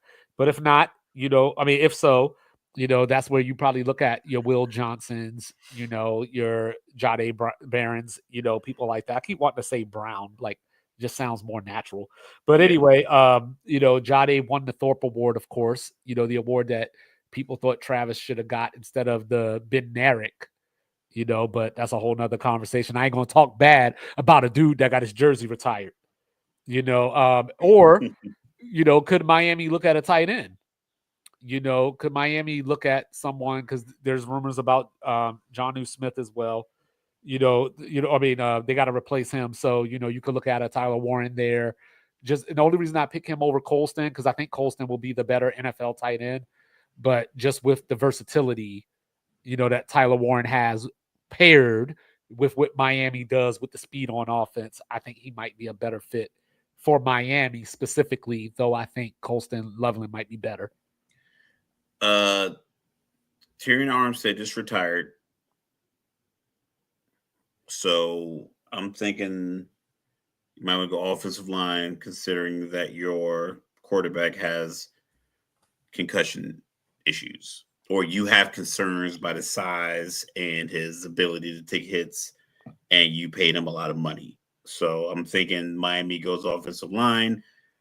Who was the better Crip, Tua or Serena Williams? Wow. Oh, never mind. My bad. Wow. I'm going to get banned. Oh, well, we'll come back on another network. So the Miami, the thing with Miami is that I believe they had championship aspirations a couple years ago when they made the Ramsey move and the Tyreek move, and like the money they're going to put into it and hiring a young, hot shot coach. And what you get is just you get he is by himself. Gasoline draws on. What you get with Miami is that I think now they're in, if this doesn't look right in October, we're purging it mode. And I think with that kind of angst in the building, I figure they're going to go simple offensive line, and hopefully they get some other playmakers on the back end. But because I don't think they have the luxury, like, okay, for instance, like Buffalo this year can just kind of get whatever player they think can fit in anywhere on the field, because they seem to have a lot of shit figured out. Same thing with a team like Kansas City. Obviously, Philly can do that. Cincinnati has to go defense. They have to, because that is a clear problem for them. So they can't just fuck around and figure out, okay, what we want to do. You have to do this. And I think Miami is one of those positions where your most marketable stars are either currently on the trade block. Chris has been giving us rumors and innuendos from his insider that Jalen Ramsey could be on the move and maybe Tyreek is safe. But, you trade one guy or that conversation ramps up, the other guy might be like, you know what? I don't want y'all to do me like that. I want to get out of here too. I want to get to a team that's a contender early in the year. So I think Miami is one of those, they're in a position where they could potentially implode. So I think you got to keep it simple. You can't go luxury. You have to go dependability. Right. I can see that. So, the Colts at 14, I'm thinking offensive line or tight end there. Definitely tight end. Hey, Richardson, don't run. Drop it to this guy right here in the middle. So I can see Colston Loveland there. If not, I'm looking at offensive line, linebacker. So, I know our resident Indianapolis fan has been hoping for Jihad Campbell, but I think that's still way too high for him. But I think that offensive line could help as well. So, we'll see, maybe Tyler Booker from Alabama, right there. Then you got Atlanta. The floor is yours.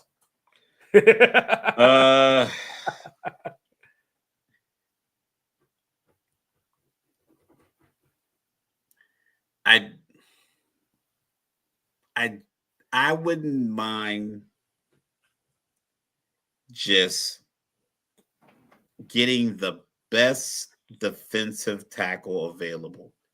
Not a guy with potential, not a guy that you know. Get the best defensive tackle available. Let him push the pile up front. Then get an edge in the second round. Linebacker, guard, whatever you got to do. But sounds like you want Kenneth Grant. That's what it sounds like to me. I want power up front. So if he's on the board, because like I said, we already have Mason Graham gone and we have Walter Nolan potentially gone by then. He's rated as the third best defensive player. I'm taking him. I'm taking him over James Pierce mainly because the edge rusher is effective. You can't have an uncoachable dude with a dude that can't coach, right? That's a problem as well, because what's going to happen is he won't win. He won't win at the line of scrimmage because the defensive tackles that Atlanta seems to have every year are tall. They're like 6'4", but a lot of them are like 2'6", 265, 270, 280. It's like, yo, these guards are 315 to 330. I need somebody more dynamic up front, because if not, he's getting one-on-one. He's never going to get a one-on-one on the outside, no matter what side he plays on. They're always going to be able to help with the guard, or they'll be able to put a tight end over there to chip, or run it back to chip. And it's Where's my Aaron Donald? Damn it! There's no push up front, so there's no reason for any offense to like. Okay, we don't have to. Myles Garrett, Aiden Hutchinson, a lot of these defensive linemen on the outside. TJ Watt, JJ Watt when he played. You'd have to like look, where is he? Where is he at? Julius Peppers, we got to slide somebody over there. We got to make sure he's good to go. Chris Jones is in the middle of that Kansas City defense. You know he's there every time, but it's only so much you can do schematically to stop him, because you can't triple team him, because that opens up other opportunities. So he can beat your double team, or if you try to like slide a guy to him and he can beat it. And the reason Kansas City's defense is so effective is because he can do that every time he's out there. Mm-hmm. And I don't think Atlanta has a guy that impacts the line of scrimmage or the backfield that way. And I think if you can find one, take that guy. So you got the Cardinals at 16. They can pretty much do anything other than quarterback and running back, I guess. Yeah. So, like wild card here, maybe they could go after Tyler Booker if he's still there. They got Darius Robinson, at defensive end now. So maybe not as pressing, but maybe you could look linebacker. But the Cincinnati Bengals, they got to be a team to trade down, right? I don't know. Because they went all in on offense, even during free agency, So, like, you might have to wiggle around and get an extra pick or something.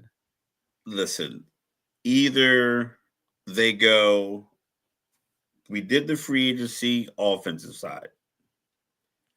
Now we're going to use the draft to bolster the defense, or we're going to use these first 3 rounds in the draft to create a 28-point offense, like a guaranteed 28-point offense, whether they go out there and get a back that can catch a lot of passes out of the backfield, or they go get an offensive line, or they shock people and get another tight end, and they just go greatest show on turf offensively, and then just kind of hope these guys that they brought in, young guys, who are in their second, third year, maybe they take that next step and they can have the young defense.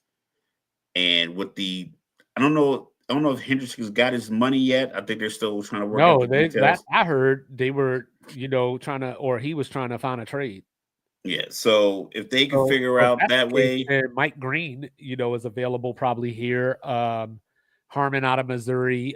This is where I think I like Jihad Campbell. But I was thinking, knowing the Cincinnati Bengals, they'll be the ones that take Luther Burden just because, It's, and like honestly, well, that would be a dumb move. I think that'd be dumb, but I can see them taking an offensive lineman. I don't know how much longer they're gonna be in Cincinnati either. So man, they're not moving. All right, we got Seattle at 18, and they just went out and got a quarterback that sees ghost, and he doesn't get face mask calls with the game on the line. So you might need an offensive lineman here, So I was thinking Gray Zabel from North Dakota State. Seattle, I've heard a rumor today, from our, first fan, said Chris, he was talking about how Seattle running backs might be on the market. So I don't know what's going on in Seattle right now. Like they I got think the Seattle's secondary. probably gonna try to get back to that old school Northwestern smash mouth football. I guess I would go. I would see defense here. I think because I think they probably figured they got their offense somewhat squared away with the offseason moves. Well, they lost DK. Yeah, but sometimes you can look at it as like addition by subtraction. I know he's a top talent, but they weren't going to pay him that money. So now it's like, all right, Sam Darnold, JSN. like, see what bond you guys can build with him. Show him some of that old Justin Jefferson film that you guys have from the previous year, and go with that. And I say, Seattle goes defense. I mean, the division's winnable. It is. I mean, the Rams are probably your front runner just off of reputation, but everybody on that how staff, last season ended, yeah, everybody on that team's a year older. They don't have Cooper Kupp. They brought in Devontae Adams. I'm pretty sure Stafford and Adams will figure it out. But we talk about this every year. Does McVay have a foot out the door? Does Stafford have a foot out the door? They seem to keep coming back, but it's like, yeah. Are you? Is your previous year's success enough to have you keep coming back? So if they go out in the first round of playoffs this year, is that enough? Because like they've seen since the Super Bowl, every year they've kind of dropped back around, drop down in win total. So it's like, are you going to keep doing this? Right. So yeah, I could see the division's winnable. So if you bolster your defense, I mean you have 2 wins. I think 2 wins against Arizona because I feel like Arizona's. I don't know what the team camaraderie is like. I don't feel like it's like I don't think it's a winning environment.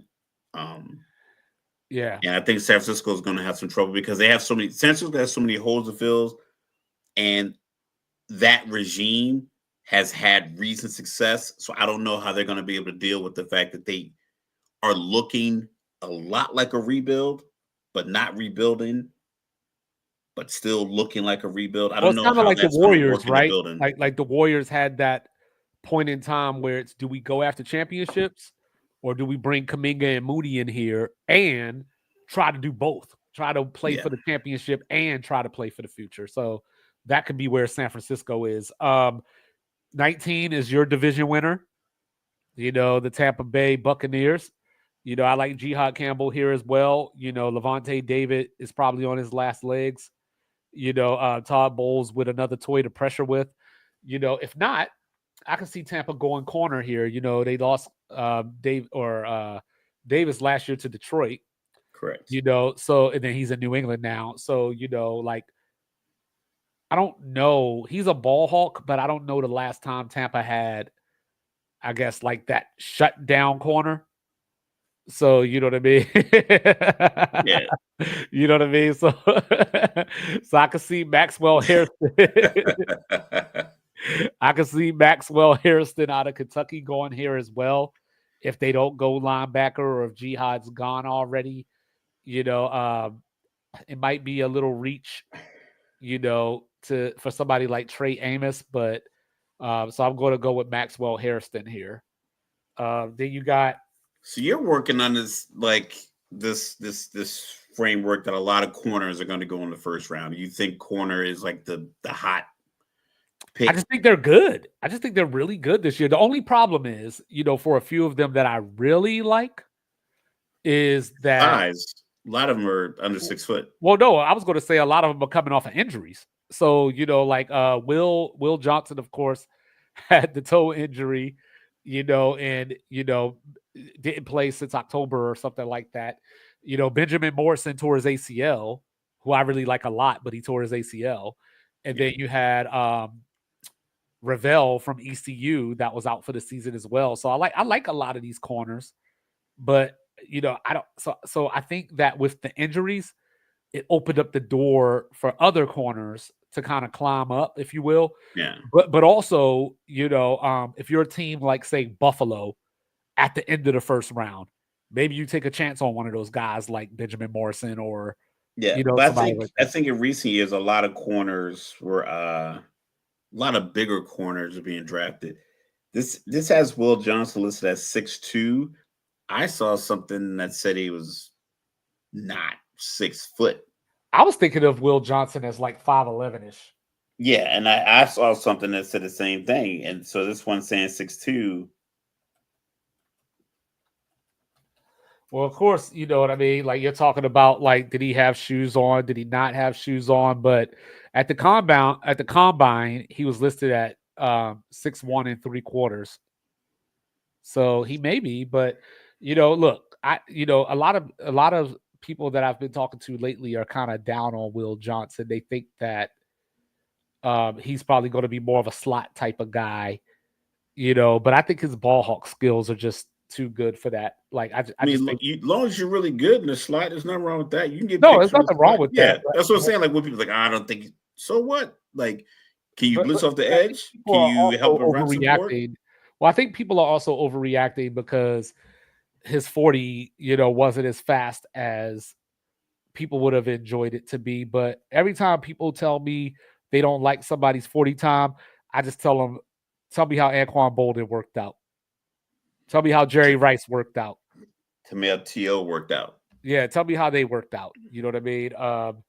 Then you got Denver, who I think is the easiest one for me. Omarion Hampton out of North Carolina, who I think is going to be the best running back in this draft, not Ashton Jetty. Denver has no running back on their roster right now that has run for 600 yards. Javonte Williams, I mentioned earlier, is in Dallas. So, I think Denver has to go running back here. Yeah. Pittsburgh, is this the Shador spot potentially?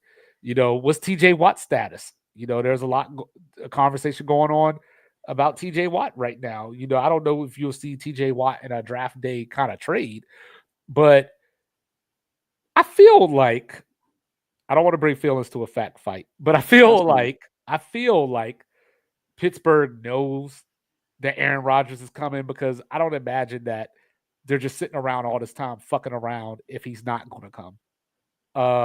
And they went and got Mason Rudolph. They went and got Skylar Thompson.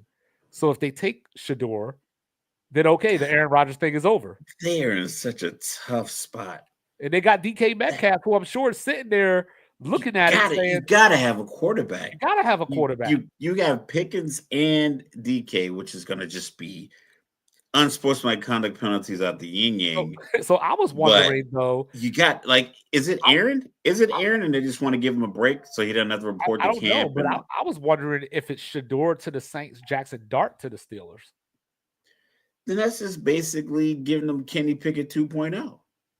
It may be, or it could and be it's like I don't want to and then you have Arthur Smith. Arthur Smith isn't dynamic enough as a play caller. You need what Pittsburgh needs to who for Arthur Smith. They need someone who can hear the play call or sit through the game plan and say why that particular sequence won't work. Because I watched them in Atlanta and they call those plays. It's like this isn't working. Or could we see a Pittsburgh New Orleans trade where Pittsburgh drafts Shador in New Orleans' spot, and then New Orleans gets Jackson Dart? NFL doesn't do that. Okay. The NFL doesn't do that because it's like you only have a select few games to like really compete. Where the NBA is like, whatever, I got 82 games. I'll draft your guy for you if you get my guy for me, whatever the case may be. That way I don't have to give up any draft capital. You don't have to give up anything.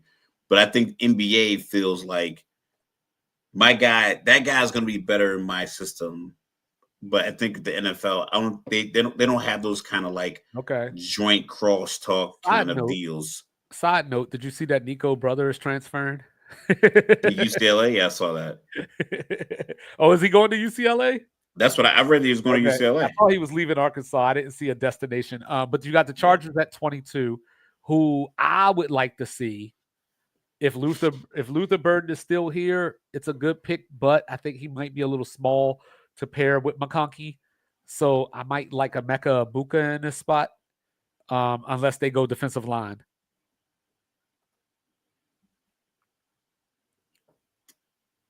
I mean, it's Harbaugh. It's gonna be. You got Quentin Johnson though. Like it's Harbaugh first round. It's gonna be somebody that weighs 265 plus, probably 6'5" plus. either the defensive line or offensive line. It's Harbaugh.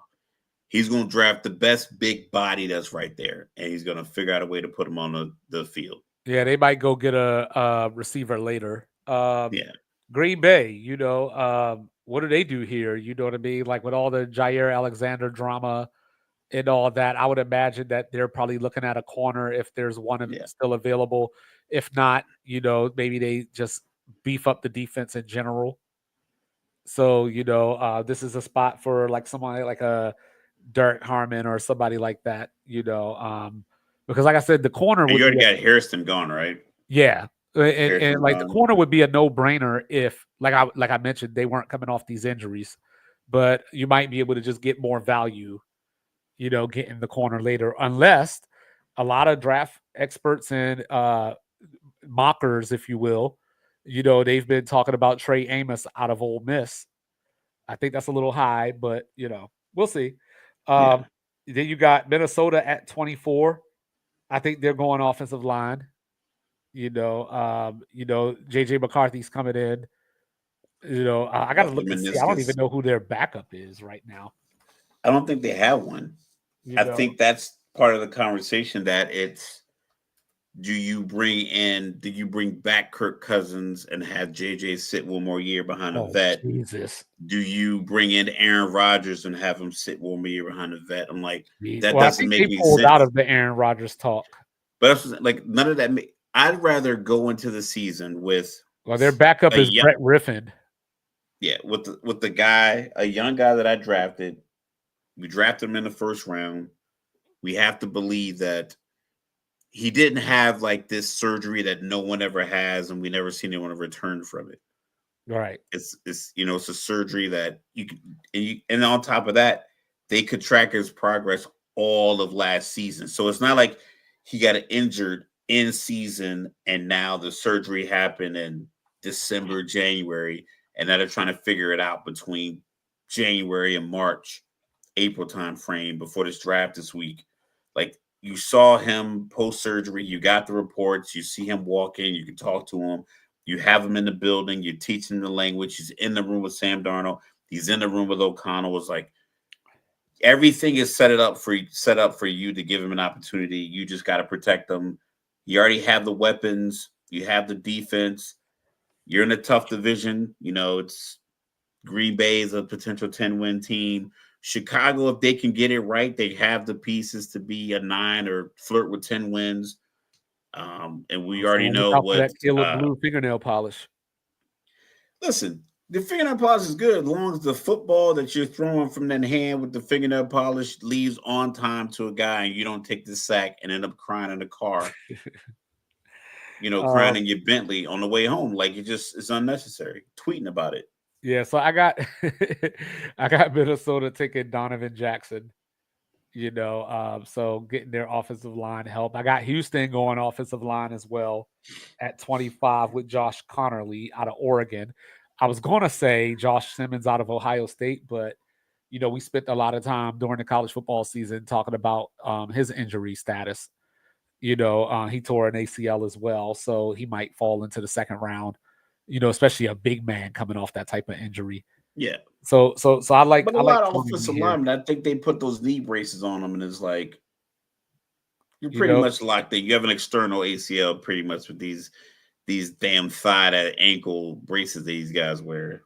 Yeah, because of course they traded Jeremy Tunzel to this guy, up in Washington. So they got to replace that, and then maybe they could go receiver here. Tank Dell has been hurt, and they need some playmaking out there to help out Nico. They lost Stephon Diggs, so I'm leaning offensive line, but I wouldn't be shocked, especially if somebody like a Burden was still out there. Their center guard play was ranked like bottom of the league. Yes, all of the league last year, easily, and that's why. And you have a good quarterback who's proven himself to be a good quarterback, because the year before he went 23-5. Granted, it's not a lot of touchdowns, but that touchdown interception ratio, you have conversations with people, they're like, CJ Stroud fell off. Did he? Like, he was sacked, second or third most in the league last year. Yeah, right up the middle. Like, pressure's in his face. Like, no one likes that. Ask Peyton Manning, Tom Brady. pressure in your face, you can't be effective as a quarterback if that's the situation Yep. you're dealing with. And then the Rams, you know what I mean? I can see the Rams as a trade back option. Maybe they're eyeing a corner in the second round because their secondary was probably the weakness of their defense. They got Kobe Turner up front. They Jarrett Verse and Braden Yeah, I Fitz. could see them being a spot where a team like Cleveland, who went defense in the first round, trades back in from pick 33 or 34 back up to 26 to make a move. At least, and that makes the most sense. I like those kind of trade ups. I don't like the 15-5, the 19-4, like those. You give away too much draft capital, and then you leverage too many expectations on the player you get. Yeah, and it's still a crapshoot, and it's like, hey, this guy better pan out. You gave up all these. I'll trade up I'll trade up to get Cooper Flagg, but I ain't trading up to get Shador Sanders. So then you got the Ravens, and where I'm already about to go with this. Where I'm about to go with this. The Ravens do the things that everybody else should do. Like, I don't, I got to go back and look. I don't know how the Ravens do for the rest of the draft, but every year in the first round when the Ravens make a draft pick, me being from Baltimore, but being a Commander fan every single time, I'm just like, I hate them. So because they always get it right. Yeah, they always get it right. So for me, I can see the Ravens taking James Pierce here. As he falls down the draft board and everybody's out on him because he's uncoachable. I got Philly taking Pierce. That makes sense too. Because you can just walk him in, because you already have Jalen Carter, who was rumored to be a bad teammate, but that was completely squashed when people were like, yo, he was literally giving his NIL money to his teammates so they can, live off campus. Right. This mock draft I'm looking at here, Mike Renner of CBSSports.com, he has Donovan Ezraku, yep, from Boston College. College. 6'3", 248 edge. I can see that a Baltimore player. That's a Baltimore player. That's a good pick for them as well. You know what I mean? The name, he's probably like a dark Nigerian guy. Just intimidating. Yo, look at some of the Ravens picks. It's like, yo, where did you find this dude? Where did he come from? I didn't see any tape on him in college. It's like, where'd you get this Nigerian defensive lineman from? They get him, and Kansas City does the same thing every year. Look it up. As somebody that's 27% Nigerian, I take issue with this conversation right now. 56. Lions, sitting at 28. I can see the Lions going offensive line here. If there's any left, maybe this could be the Josh Simmons spot. If he doesn't get picked up earlier because of the injuries, you got trading back. Yeah, I can see that too. Just because it's like I got everyone coming back healthy. Let's see if we can squeeze a little. And there's rumors that they might trade Jameson Williams. That's popped up in the last few days. So that's gonna be tough. He's your home run hitter. We'll see. I mean, these are the Lions. They win games, but they're still the Lions. Then of course, you got the Commanders over here at 29. And this just in. We have a trade. The Washington Commanders trade 29th pick to Tennessee, and Tennessee takes Luther Burden III. I can see that. Draft. I can see something like that happening. So I was talking to Buckeye Moody yesterday, our other, Washington fan in the hot box, and all biases aside, because he told me about the Ohio State guy, and he was like, hey, we need Travion Henderson. And I think we could trade back and get Travion if that's what we wanted. Yes. You know me, for the last, I don't even know how long, 10 years, all I've been saying is offensive line and secondary. So we went out and got Laramie Tunzel in the trade market. I gotta go Malachi Starks here from Georgia. I need the safety. Yeah, I need Malachi Starks here, unless there's a corner out there that should have been taken that wasn't. Outside of that, Can you get him if New England calls you and you go back to say 30? So 32, you get him at 35 or 36? Possibly, but if I could get him, there's another name that I haven't said yet. Who's that? Nick Emanwari from South Carolina. Oh, the South Carolina safety. Yeah, he had a lot of hype going into the combine. I haven't heard, so much of the hype now. That seems like a Baltimore pick too. It does. So I wonder where the market put him next to Kyle Hamilton and just rock on, right? Yeah.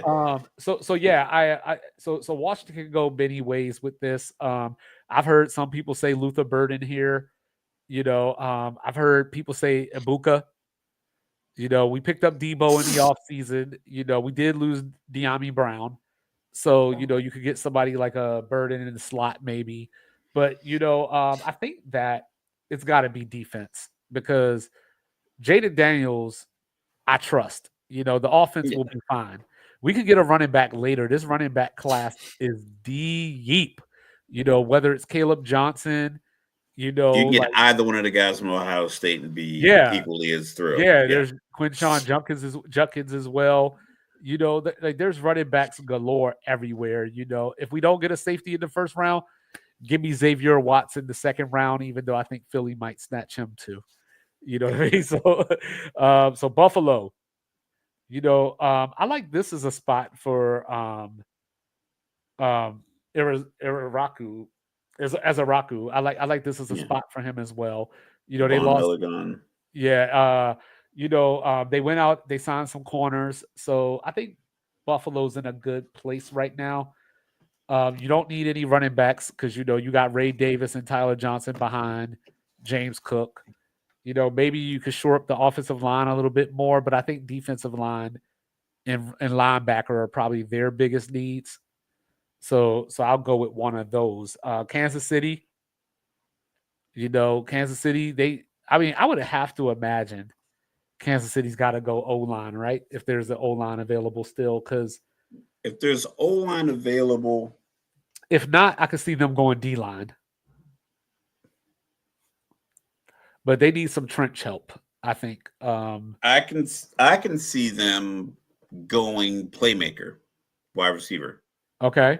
Again, I think because I think they probably figure, we can scheme, or I know, shout out to Pacheco, product of New Jersey. This could be a spot where they grab a running back and they try to run their own two-headed monster. Just kind of and just try to say, let's take some of the burden off of Patrick. Maybe they look at a Travion Henderson. Get That's that. What I'm saying. That home run hitter. That guy that just because when's the last time they had one of those? I don't think they've ever had a guy like Jamal Charles. Jamal Charles is your home run guy. I don't think Mahomes ever had one. Like a guy that can take a screen pass to the house. A guy that's like just shifty in open field. Because Pacheco runs like a Mack truck, and I think you need that. And I know, like we talk about the running back position kind of being devalued, but like I said, my personal feelings on controlling a line of scrimmage, as a fan of a team that doesn't control a line of scrimmage, like it's just something that I would watch games with the Falcons games, and I would watch a team that runs like an RPO or inside handoff zone, inside handoff to the running back from shotgun. And they're through the line of scrimmage, and the first person that's engaging them is a linebacker at the second level. And I'd watch Atlanta run the ball, and I'm like, why does it never look like that as often as it does for these other teams? Like Denver with their run action. So I think teams understand, like, you know what? We need like different levels of dynamic players. And especially when you're Kansas City, they had one bad game all last year. Mm-hmm. It just happened to be the game that was played in February. Could the Giants grab Kyle McCord in the second round? Or is that too high? The Giants, I don't think they're going to draft. They're not drafting a quarterback this year. Because you're not who you develop them with. Jameis Winston has bad quarterback habits, great personality, bad quarterback habits. So if I'm putting was it Tyler Shuck or Jackson Dart or Shador or any of these other rookie quarterbacks behind him, like I'm not sure what they get from him as far as the quarterback position, because he plays the game differently than you'd want your rookie to play it. I think Russell Wilson is a great teacher, but I'm not sure he's in the mentor mode just yet. I think he still believes I can lead teams to championships. Joe Flacco's a perfect guy to mentor, because even though he says he's not, he got drafted with Matt Ryan, and Matt Ryan retired a couple years ago. And I don't think Atlanta retired his jersey yet, but maybe it'll happen. But like, I don't think they retired it yet. No, I know they did, and I'm just about to, it's just shocking that I'm about to say it, because like another number 2 got retired. Yeah, if you go to a certain college, all you gotta do is you win. Can't wear 2 anymore. 2 years, and you could get your jersey retired. That's what it's crazy. Shout out to Shador. Shout out to Colorado. That was a Colorado decision, and I get it. But I think it's like Colorado's like the guy who doesn't really get a lot of attention from the ladies, and just kind of goes OD when he gets a good one. It's like, dog, you doing what? Diamonds? Like, it's a little too soon, dog. You only been on 6 dates. So like, but yeah, like I think the Giants, the division's gonna be tough. I mean, they pretty much can lock themselves in starting the season as 4th in their division. Even with Dallas's roster might seem like it's 4th, but it doesn't play that way. It doesn't have the names we want it to have because it's Dallas. But I think the Dallas roster, like Jerry Jones drafts the right guys. He just doesn't pay them the right way, because he switches into this I gotta win every negotiation mode, and then just they kind of like just deters players. It burned him twice with his quarterback. Yeah, so that's one piece there. So I think Giants, you're 4th in your division. Signing Jameis and Russ didn't make any sense. It made less sense to sign both of those guys than it did to not sign Saquon, in my opinion. Right. So I can't see them. I don't want to use the word wasting a pick or using a pick on a quarterback. And if I'm a quarterback, I wouldn't want to go there. So James Pierce to the Eagles, huh? I think if the reports are true, and I want to give him the benefit of the doubt, because if he was so uncoachable, why'd you have him out there all these games? Because obviously, like I said, talent versus tolerance. I just feel as if they just do a great job of grabbing SEC players and translating that talent and the football development that they have in that region of the country to championship success. Jalen Hurts, Devontae Smith, AJ Brown, Jalen Carter, Jordan Davis. Give me some more SEC guys. N'Kobe Dean. You talking about just specifically for the Eagles? Just for the Eagles. I don't know if Gardner Johnson, I don't know if he was an SEC guy. He just seems like it. He just seems like it. I mean, now you have Oklahoma with Lane Johnson, but not really. Well, hell, I mean, even on offense, I think like Cam Jurgens is Devontae Smith. I think Cam Jurgens went to Alabama, maybe. I want to say. I think he was an Alabama lineman. I want to say he went to like Nebraska or something like that. I want to say Yeah, I just see. I think Hugh Roseman. Yeah, he went to Nebraska.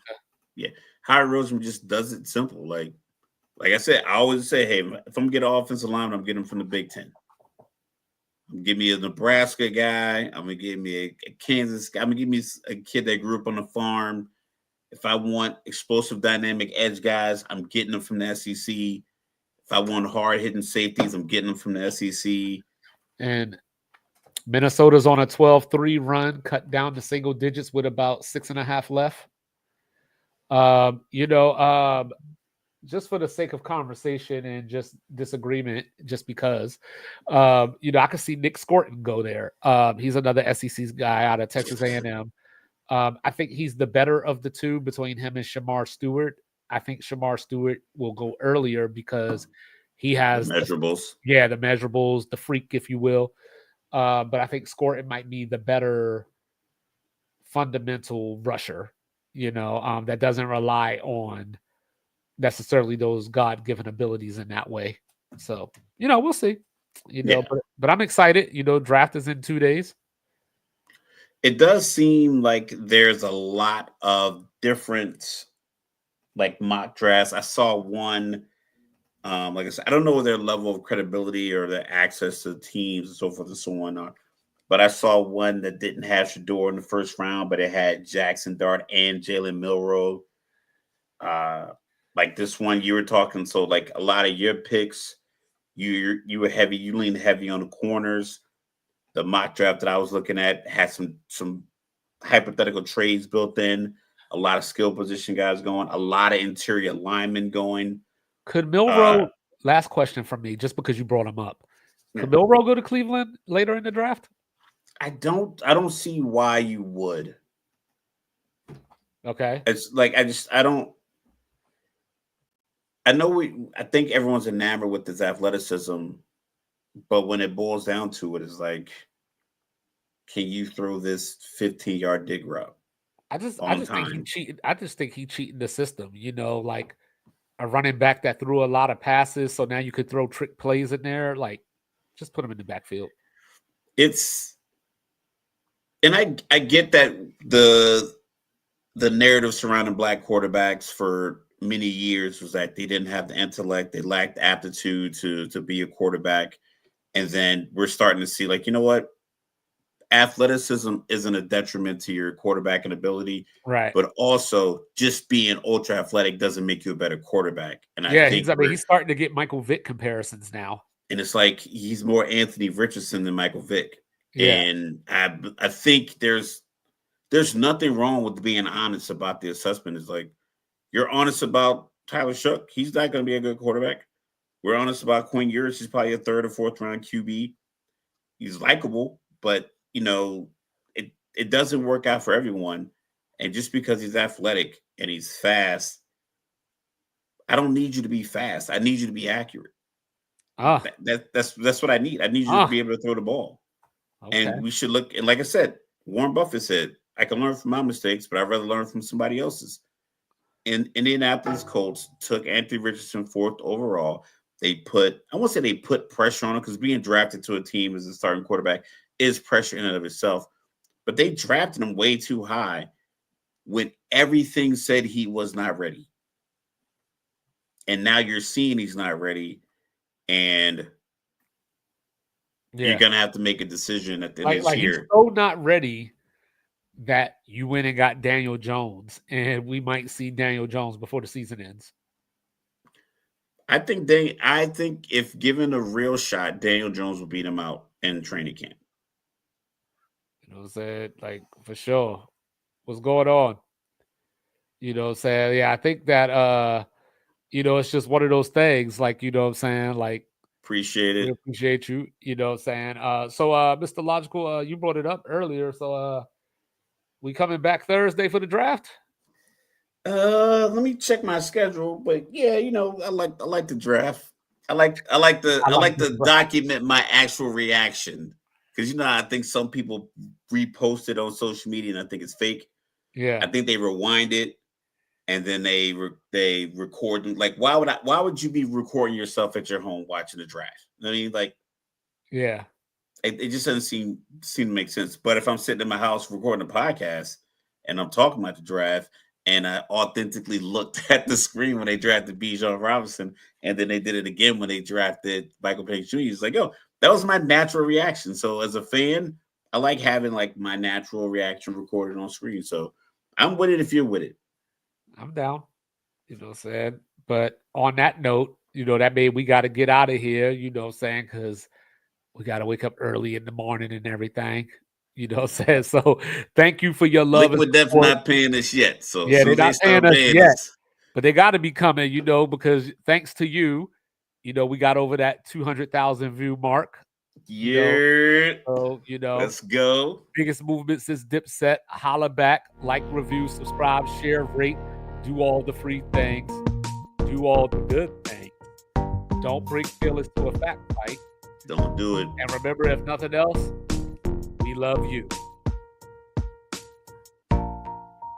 Peace.